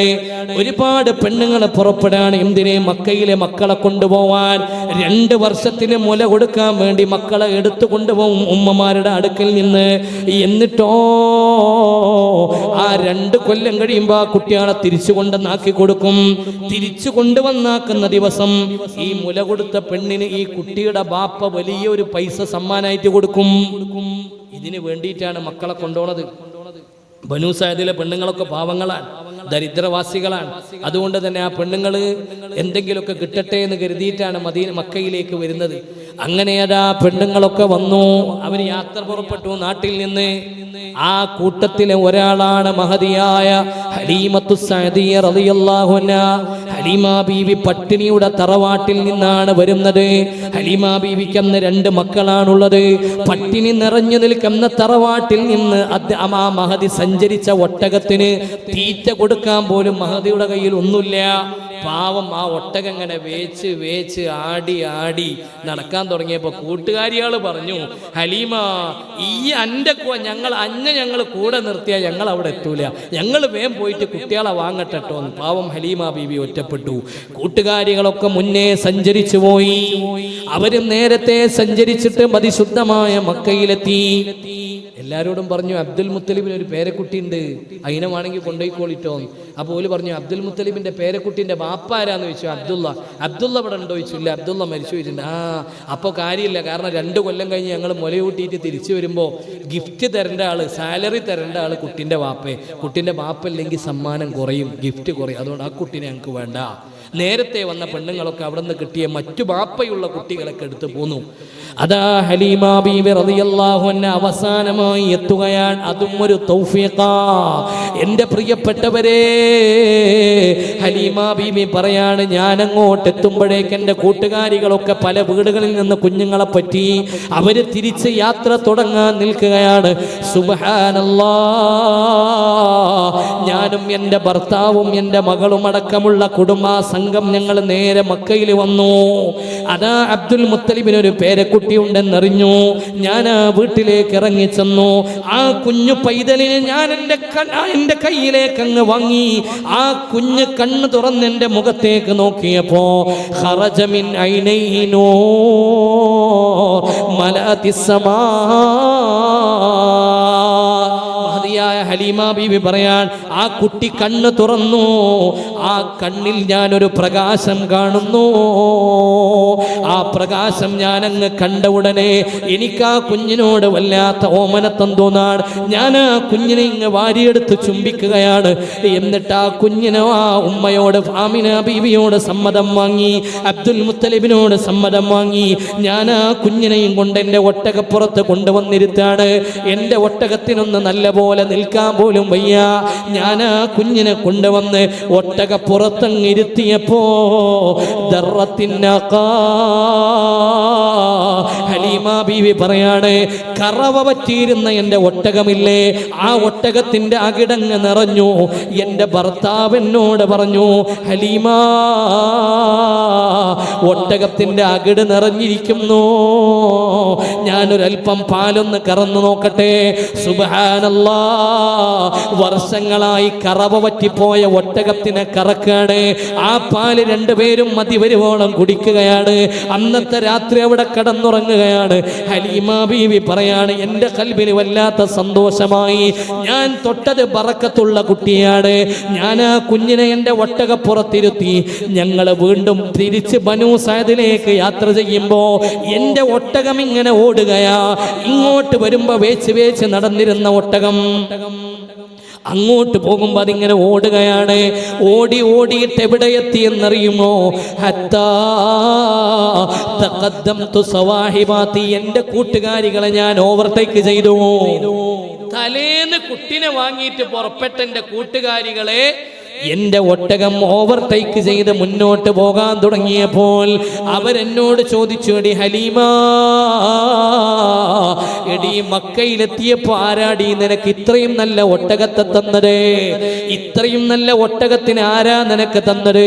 എടി നീ ദരിദ്രയായിരുന്നല്ലോ, ആരാ നിനക്ക് ഇത്ര നല്ല ഒട്ടകത്തെ തന്നത്? ഞാൻ അവരോട് പറഞ്ഞു, അന്നാഖതു ഹി അന്നാഖ, ഞാൻ അങ്ങോട്ട് പോയ ഒട്ടകം തന്നെയാണ് ഇങ്ങോട്ട് കൊണ്ടുപോരുന്നത്.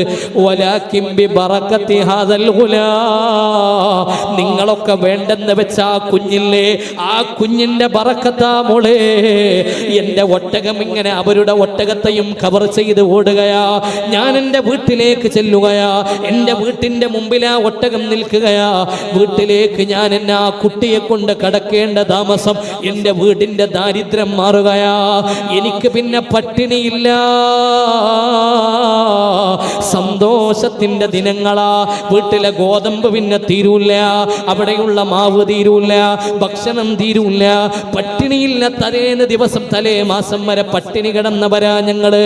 എന്നാൽ ഈ കുഞ്ഞങ്ങ് കടന്നു വന്നതിന് ശേഷം മസ്സത്തിൽ ബറക ഫീ ബൈതി, എൻ്റെ വീട്ടില് ബറക്കത്തങ്ങ് വന്നിറങ്ങുകയാണ്.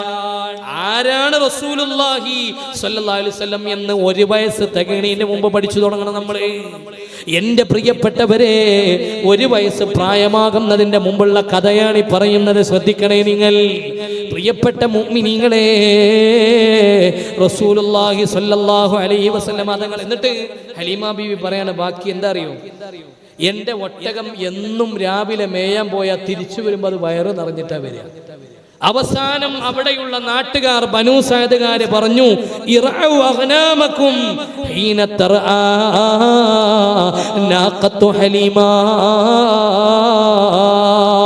എവിടെയാണോ ഹലീമ ബീവിയുടെ ഒട്ടകങ്ങളെ മേക്കുന്നത് അവിടെ പോയി ഒട്ടകങ്ങളെ മേക്കുവിൻ. ഹലീമയുടെ ഒട്ടകത്തിന്റെ വയറ് നിറഞ്ഞു തന്നെ കിടക്കുന്നുണ്ടല്ലോ, അവളുടെ ഒട്ടകത്തിന് യാതൊരു പ്രശ്നവുമില്ലല്ലോ. അതുകൊണ്ട് മേക്കുന്നവരെ ഹലീമയുടെ ഒട്ടകം എവിടെയാണ് മേഞ്ഞു തിന്നുന്നത്? നാട്ടുകാർ മുഴുവൻ പിന്നെ അതാ പരിശോധന. ഹലീമ ബീവിന്റെ ഒട്ടകം എവിടുന്ന? അതിനെന്നും വയറ് നിറയുന്നുണ്ട്. പക്ഷേ മറ്റുള്ള ഒട്ടകങ്ങൾക്കൊന്നും അവർക്ക്, കാരണം ബനൂ സഅദിൽ നല്ല ദാരിദ്ര്യാണെന്ന്, നല്ല പോലെ പുല്ലും മുലയൊന്നും മുളക്കുന്നില്ല, പുല്ലും വെള്ളമൊന്നും ഇല്ലാത്തൊരു നാടാണ്. അപ്പൊ അവര് ഹലീമ ബീവിയുടെ ഒട്ടകത്തെ ചേസ് ചെയ്യാൻ തുടങ്ങി, എല്ലാം മേക്കുന്നവരും. അവസാനം അവര് പറഞ്ഞു, ഹലീമയുടെ ഒട്ടകം തിന്നുന്നത് കല്ലാണ് എന്ന് പറഞ്ഞാൽ, കല്ല് നിറഞ്ഞ ഭൂമിയിലാണ് അത് തല താഴ്ത്തുന്നത്. പിന്നെ അത് ചവക്കും, പിന്നെ അതിന്റെ വയറ് നിറയും. ഞാൻ കല അവിടെ പുല്ല് കാണാനില്ല. ആളുകൾ ഈ അത്ഭുതം തിരിച്ചറിയാൻ, പിന്നീട് ആളുകൾ മനസ്സിലാക്കാൻ എന്തേതിൻ്റെയൊക്കെ അർത്ഥം. ബി ബറക്കത്തി ഹാദൽ ഗുലാം, ഈ കുട്ടി അത്ഭുതകരമായ കുട്ടിയാണ്. ഇനി ഹലീമ ബീവി പറയട്ടെ, 2-3 മാസം കഴിഞ്ഞപ്പോഴേക്ക് എൻ്റെ വീട്ടിലേക്ക് ആൾക്കാർ വരാൻ തുടങ്ങി. എന്തിന്? ചികിത്സക്ക്.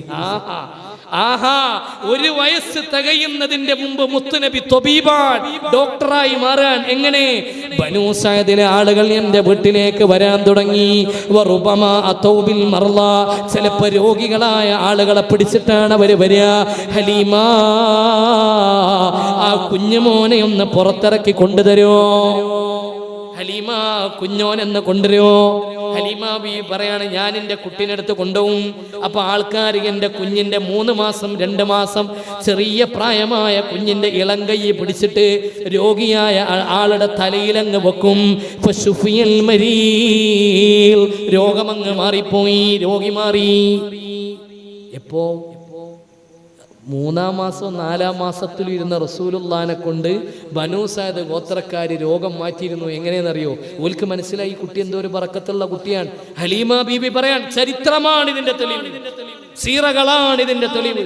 എത്രമാത്രം സീറകൾ, എത്രമാത്രം ദലായിലുൻ നുബുവകൾ. എന്തിനാ ഇമാമിങ്ങൾ ഇതൊക്കെ രചിച്ചത്? നമ്മൾ വായിക്കാനും പഠിക്കാനുമാണ്. മുഅ്മിനീങ്ങളെ, ഹലീമ ബീബി പറയാണ്, ഞാൻ ആ കുട്ടീനെ തൊടുമ്പോഴേക്ക് രോഗം മാറാണ്. അപ്പൊ എല്ലാവർക്കും ഭയങ്കരമായ അത്ഭുതമായി പോയി. പിന്നെ ആൾക്കാർ ചിലപ്പോൾ എങ്ങനെ വരാൻ തുടങ്ങി? രോഗം പിടിച്ച മൃഗങ്ങളെ കൊണ്ട് വരാൻ തുടങ്ങി. അങ്ങനെ അവര് പിടിക്കും വലതി, എന്റെ കുട്ടിനെടുത്തിട്ട് എന്നിട്ട് ആ കുട്ടിനെടുത്തിട്ട് ആ മൃഗത്തിന്റെ മേലെ ഒന്ന് ഇരുത്തിയിട്ട് തിരിച്ചിരിക്ക തരും. എന്റെ കുട്ടിനെ അതിന്റെ മേലാണ് ഇരുത്തിയിട്ട് തിരിച്ചു തന്നാൽ ആ ഒട്ടകത്തിന്റെ രോഗം മാറി, മൃഗങ്ങളുടെ രോഗം മാറി. വർഷങ്ങളായി പാല് ചുരത്താതിരുന്ന എൻ്റെ വീട്ടിലെ ആടുകൾ പാല് തരാൻ തുടങ്ങി. ഞാൻ ആ പാല് കൊണ്ടുപോയി കച്ചവടം ചെയ്യാൻ തുടങ്ങി. ഹലീമ ബീവി പറയാൻ, അതിലേറെ ഒരു അത്ഭുതം കേൾക്കണോ നിങ്ങൾക്ക്? അതിലേറെ ഒരു അത്ഭുതം കേൾക്കണോ? ഹലീമ ബീവി പറയാണ്, എനിക്ക് മുഹമ്മദ് എന്ന കുഞ്ഞുമോനോട് വല്ലാത്ത ഓമനത്തം തോന്നി. അങ്ങനെയല്ലോ, സ്വന്തം കുട്ടിയിലേറെ ഹലീമ ബീവിക്ക് ഇഷ്ടം റസൂലുള്ളാഹിനെയാണ്. ഒരു പെണ്ണിന് പാലുണ്ടാവണമെങ്കിൽ എന്ത് വേണം? ഒരു പെണ്ണിന് പാലുണ്ടാവണമെങ്കിൽ എന്ത് വേണം? ആ പെണ്ണിനൊരു കുട്ടി ഉണ്ടാവുമല്ലോ.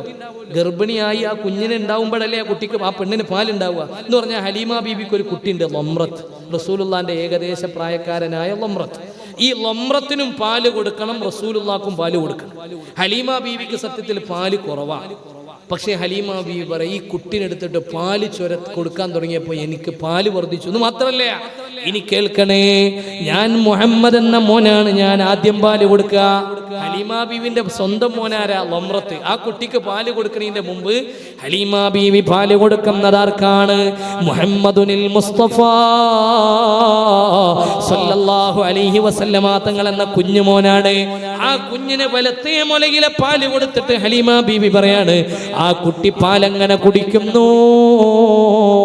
അങ്ങനെ പാല് കുടിച്ച് ആ കുഞ്ഞ് പാലുകുടി നിർത്തിയപ്പോൾ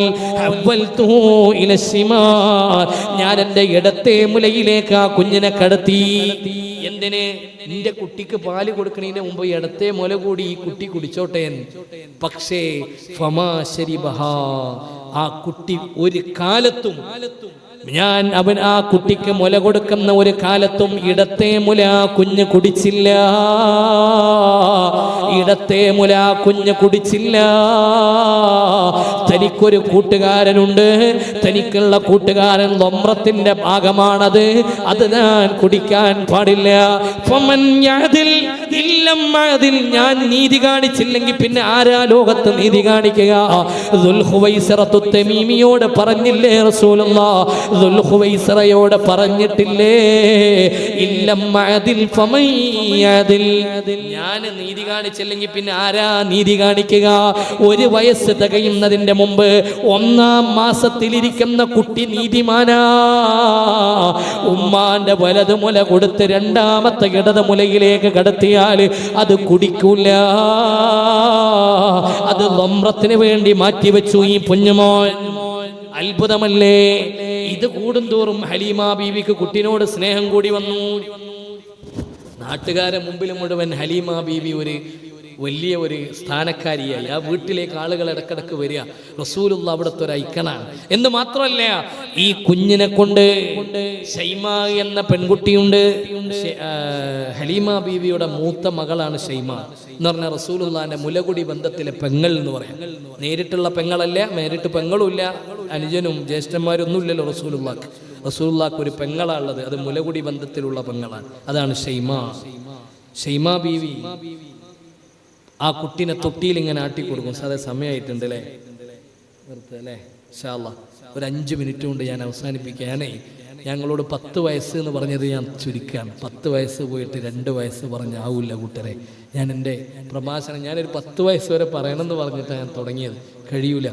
ഇത് എനിക്കറിയുന്നത് മുഴുവൻ ഞാൻ പറഞ്ഞിട്ടില്ല. പറയാൻ പറ്റുന്നത് എന്ന് പറഞ്ഞാൽ നിങ്ങൾക്ക് കേൾക്കാനും കൂടി പറ്റുന്ന രൂപത്തിലുള്ളത് ഞാൻ പറഞ്ഞത്.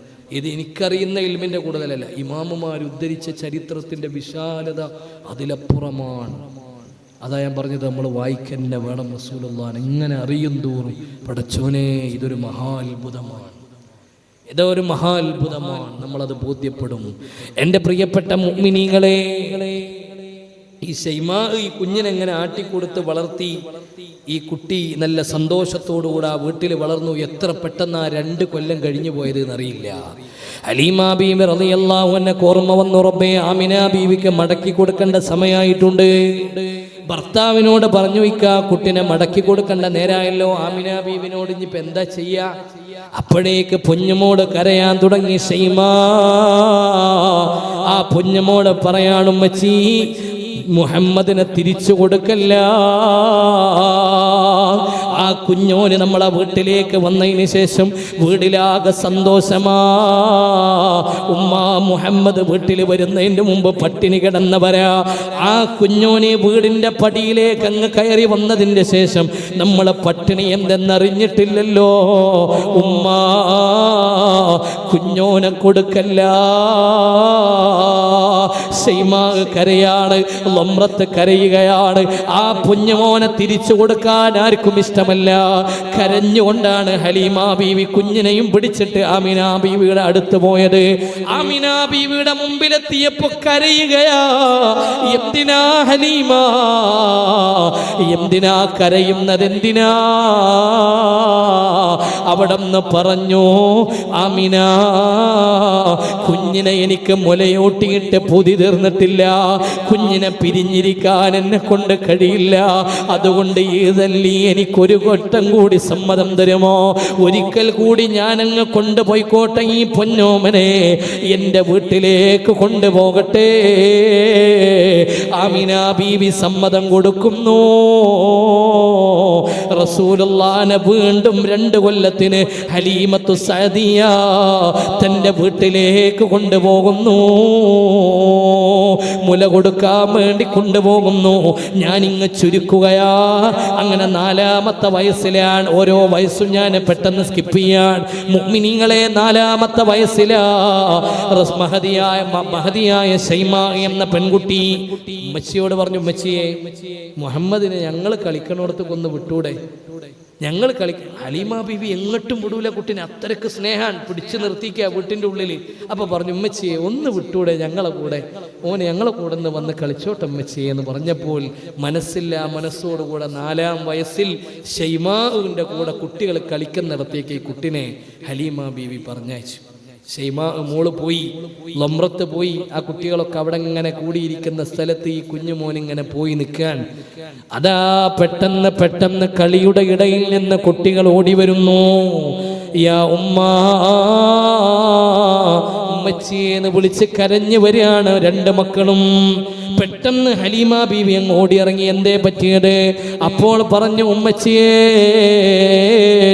ഖുത്തില മുഹമ്മദോ, നമ്മളെ കുഞ്ഞോനെ ആരോ അവിടെ കൊന്നിട്ടുണ്ട്, നമ്മളെ കുഞ്ഞോനെ ആരോ അറുത്തിട്ടുണ്ട്. പടച്ചോനെ, ഹലീമ ബീവി അങ്ങ് പേടിച്ചു. ഒരൊറ്റ ഓട്ടമാ. കൂടെ തന്റെ ഭർത്താവുണ്ട്. രണ്ടുപേരും ഓടിച്ചെന്ന് നോക്കുമ്പോ ഈ കുഞ്ഞിങ്ങനെ പരിഭ്രമിച്ച് എണീറ്റ് വരുന്നുണ്ട്. വാരിച്ചെന്ന് ഓടിച്ചെന്ന് വാരി അങ്ങെടുത്ത് രണ്ട് കവിളിലും ഉമ്മ വെച്ച്. എന്റെ കുട്ടിക്ക് എന്തേ പറ്റിയത്? എന്റെ കുട്ടിക്ക് എന്തേ പറ്റിയത്? ഹലീമ ബീവിക്ക് താങ്ങാൻ പറ്റുന്നില്ല. ഷൈമാനെ വിളിച്ചു ചോദിച്ചു, ഷൈമാന്റെ കുട്ടിക്ക് എന്തേ പറ്റിയത്? അപ്പൊ പറഞ്ഞു, ഉമ്മാ, വെള്ള വസ്ത്രധാരികളായ മൂന്നാളുകൾ നടന്നു വന്നു. അവര് നമ്മളെ കുഞ്ഞോനെ പിടിച്ചവിടെ കിടത്തി. ആ പാറക്കല്ലിൽ കിടത്തിയിട്ട് അവര് ആ നെഞ്ചിൽ നിന്ന് ചോര എടുക്കുന്നത് കണ്ടപ്പോ ഞാൻ ഓടി വന്നതാ. അതേ മലക്കുകൾ ഹൃദയം കീറുന്ന സംഭവം. ഹലീമ ബീവി അതങ്ങറിഞ്ഞപ്പോ പേടിയായി. റബ്ബേ, ഇനി ഞാൻ ഈ കുട്ടിക്ക് എന്തേലും പറ്റിയാൽ ഞാൻ ഉത്തരവാദിത്തം പറയേണ്ടി വരുമല്ലോ എന്ന പേടി കൊണ്ട് മാത്രം ഹലീമ ബീവി 4-ാം വയസ്സിൽ ആ കുട്ടിനെ ഉമ്മാന്റെ കയ്യിൽ കൊണ്ടുപോയാക്കി. ആമിന ബീവിയുടെ കയ്യിൽ കൊണ്ടുചെന്നാക്കുകയാണ്. ആമിന ബീവി, എനിക്ക് മതിയായിട്ടല്ല, മരിക്കുന്നവരെ ഈ കുഞ്ഞോനെ വളർത്താൻ എനിക്ക് ആഗ്രഹമുണ്ട്. പക്ഷേ ചില അസാധാരണ സംഭവങ്ങൾ ഈ കുട്ടിയിൽ നടക്കുന്നു. വല്ലതും പറ്റിയാൽ ഞാൻ എന്താ മറുപടി പറയാന്ന് പേടിച്ചിട്ടാണ്. അതുകൊണ്ട് ആമിന, ഈ കുഞ്ഞിനെ പോറ്റാനുള്ള ആഗ്രഹം ഇനിയും എൻ്റെ കൽബിലുണ്ട്. പക്ഷേ മടുത്തിട്ടല്ല, ഈ കുഞ്ഞോനെ വളർത്താൻ എനിക്ക് ആഗ്രഹമില്ല. ഇടക്ക് ഞാൻ ഈ കുഞ്ഞിനെ കാണാൻ ഇങ്ങോട്ട് വരുമെന്നും പറഞ്ഞ് ആമിന ബീവിയെ ഏൽപ്പിക്കുകയാണ്. അന്ന് മുതൽ 4-ാം വയസ്സ് കഴിഞ്ഞ് 5-ാം വയസ്സ് മുതൽ ഹബീബായ നബി തങ്ങൾ ഉമ്മാനെ അറിയാൻ, ഉമ്മാന്റെ കൂടെ നടക്കാൻ, ഉമ്മാന്റെ കൂടെ കളിക്കുകയാണ്. പകൽ സമയത്ത് മുഴുവൻ വല്യാപ്പാന്റെ കൂടെ. വല്യാപ്പ തോളിലിട്ടിട്ട് കഅബാലയത്തിന്റെ അടുത്ത് കൂടെ എങ്ങനെ നടക്കും.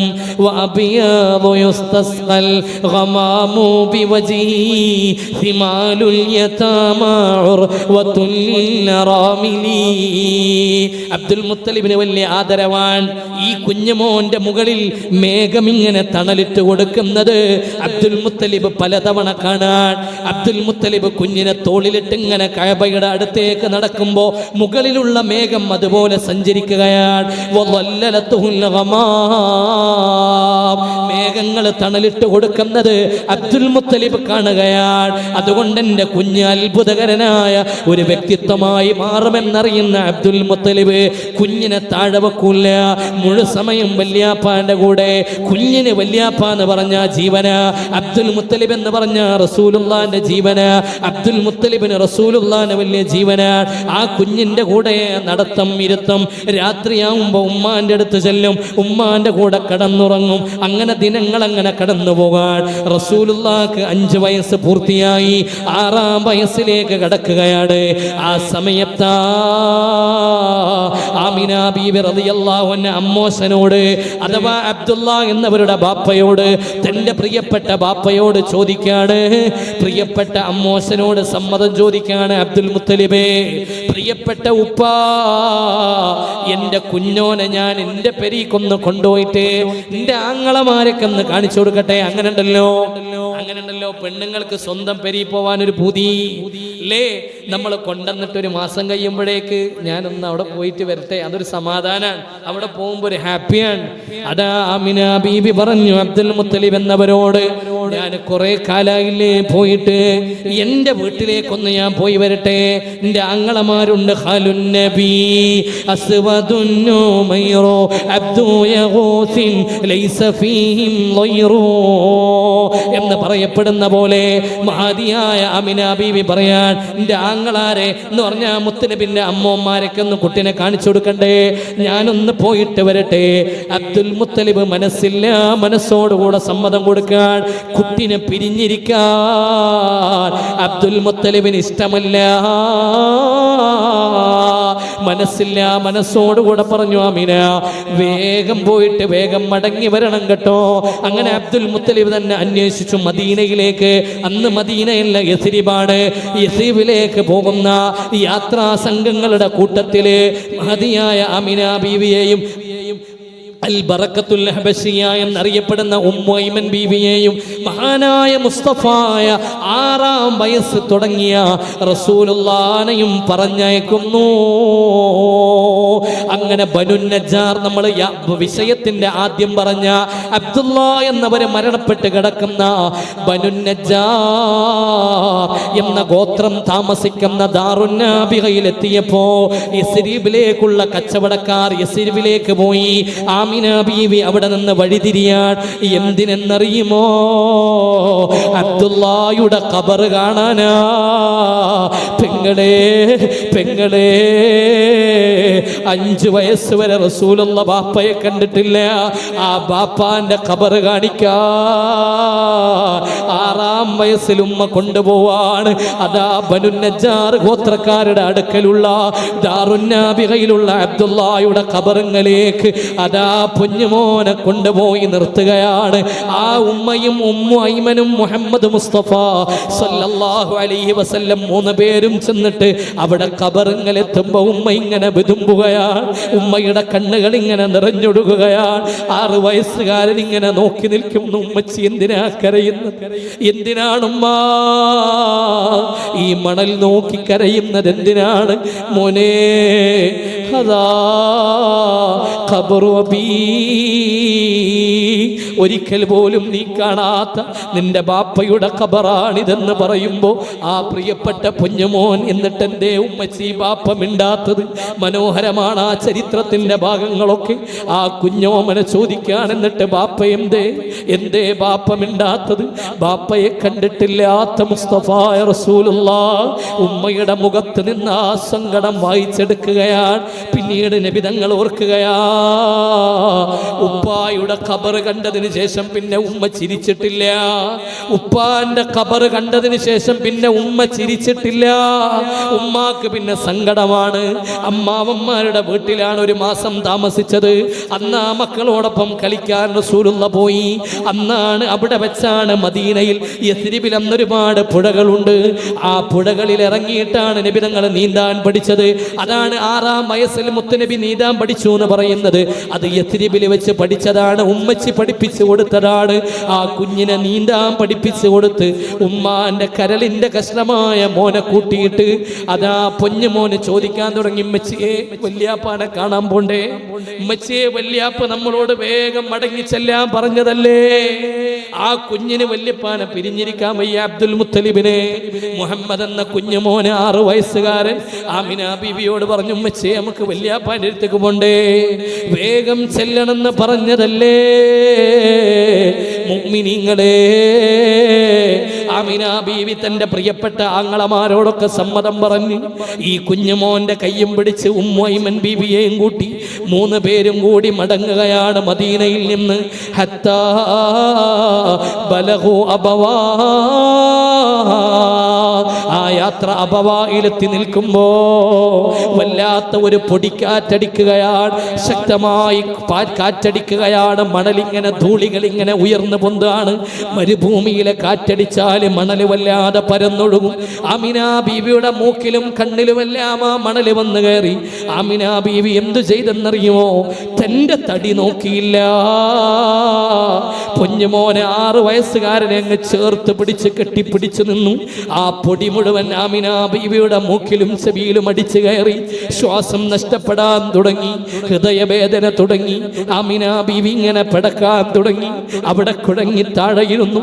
അബവായിന്റെ മണ്ണിലങ്ങനെ ആമിന ബീവി ഇരുന്ന് കിടുകടാ പറക്കുകയാണ്. ഉമ്മു ഐമൻ ബീവി എണീപ്പിക്കാൻ ശ്രമിക്കുന്ന കഴിയുന്നില്ല. കുഞ്ഞുമോൻ പറയുന്നു, ഉമ്മച്ചി എണീക്ക്, നമുക്ക് വല്യാപ്പാനെ കാണാൻ പോണ്ടേ, നമുക്ക് മക്കയിൽ പോണ്ടേ, അബ്ദുൽ മുത്തലിബിനെ കാണാൻ പോണ്ടേ. ഉമ്മാക്ക് എണീക്കാൻ കഴിയുന്നില്ല. കുഞ്ഞുമോനെ പിടിച്ച് മടിയിലിരുത്തി ആ കുഞ്ഞിന്റെ മുടിയിഴകളിൽ വിരലോടിച്ച് എന്നിട്ട് കുഞ്ഞിനോട് ഇങ്ങനെ പാടാണ്, ഇൻ സ്വഹമാ റഅയ്തു ഫിൽ മാനാമി ഫഅൻത മബ്ഊസുൻ ഇലൽ ആനാമി. മോനേടാ, ഉമ്മ നിന്നെ ഗർഭത്തിലിരിക്കുമ്പോൾ ഒരുപാട് സ്വപ്നങ്ങൾ കണ്ടിട്ടുണ്ടായിരുന്നു. ആ സ്വപ്നങ്ങളെല്ലാം ഉമ്മയോട് പറഞ്ഞത് നീ വലിയ ആളാകുമെന്നാണ്. പക്ഷേ അതൊന്നും കാണണമെന്നും ഉമ്മാക്ക് ആഗ്രഹം ഉണ്ടായിരുന്നു. പക്ഷേ അതിനൊന്നും ഉണ്ടാവില്ല. ഈ ഉമ്മ നിന്റെ കൂടെ അതിനൊന്നും ബാക്കിയുണ്ടാവില്ലെന്നാ തോന്നുന്നത്. ആമിന ബീവിയുടെ തലോടിക്കൊണ്ടിരുന്ന കൈമല്ലേ അങ്ങ് താഴെ വീണു. ആ ബവായിന്റെ മണലിലങ്ങ് കിടന്നു. ഈ പൊന്നുമോൻ ഉമ്മോയ്മൻ ബീവി പറയാണ്, 6 വയസ്സുകാരനായ കുഞ്ഞിനെ ഞാൻ ഇങ്ങനെ നോക്കും. ആ കുട്ടി ഉമ്മാന്റെ കൈ പിടിച്ചിട്ട് എണീപ്പിക്കാൻ ശ്രമിക്കാൻ. എണീക്കുമ്മാ നമുക്ക് മദീനയിലേക്ക് പോവണ്ടേ. ഉമ്മാന്റെ കൈ പിടിച്ചിട്ട് ഈ 6 വയസ്സുകാരൻ എണീപ്പിക്കാൻ ശ്രമിക്കാൻ. മുഅ്മിനീങ്ങളെ, അവിടെ നിന്നാണ് ആ 6 വയസ്സുകാരനെ ഉമ്മു ഐമൻ ബീവി എടുത്തിട്ട് തോളിലിട്ടിട്ട് മക്കയിലേക്ക് നടന്നു വന്നത്. അബ്ദുൽ മുത്തലിബിനെ ഏൽപ്പിക്കുന്നത്. 6-ാം വയസ്സിൽ ഞാൻ എൻ്റെ അവതരണം നിർത്താൻ. എൻ്റെ പ്രിയപ്പെട്ടവരെ, 10 വയസ്സെന്ന് ഞാനൊരു ഏകദേശം കരുതിയിരുന്നതാണ്, അങ്ങോട്ടൊന്നും എത്തിയില്ല. ഇൻഷാ അല്ലാഹ് മറ്റൊരവസരത്തിൽ പറയാം. അല്ലാഹു തആല നമ്മൾ അനുഗ്രഹിക്കുമാറാവട്ടെ, അല്ലാഹു നമ്മളെ സ്വീകരിക്കുമാറാവട്ടെ.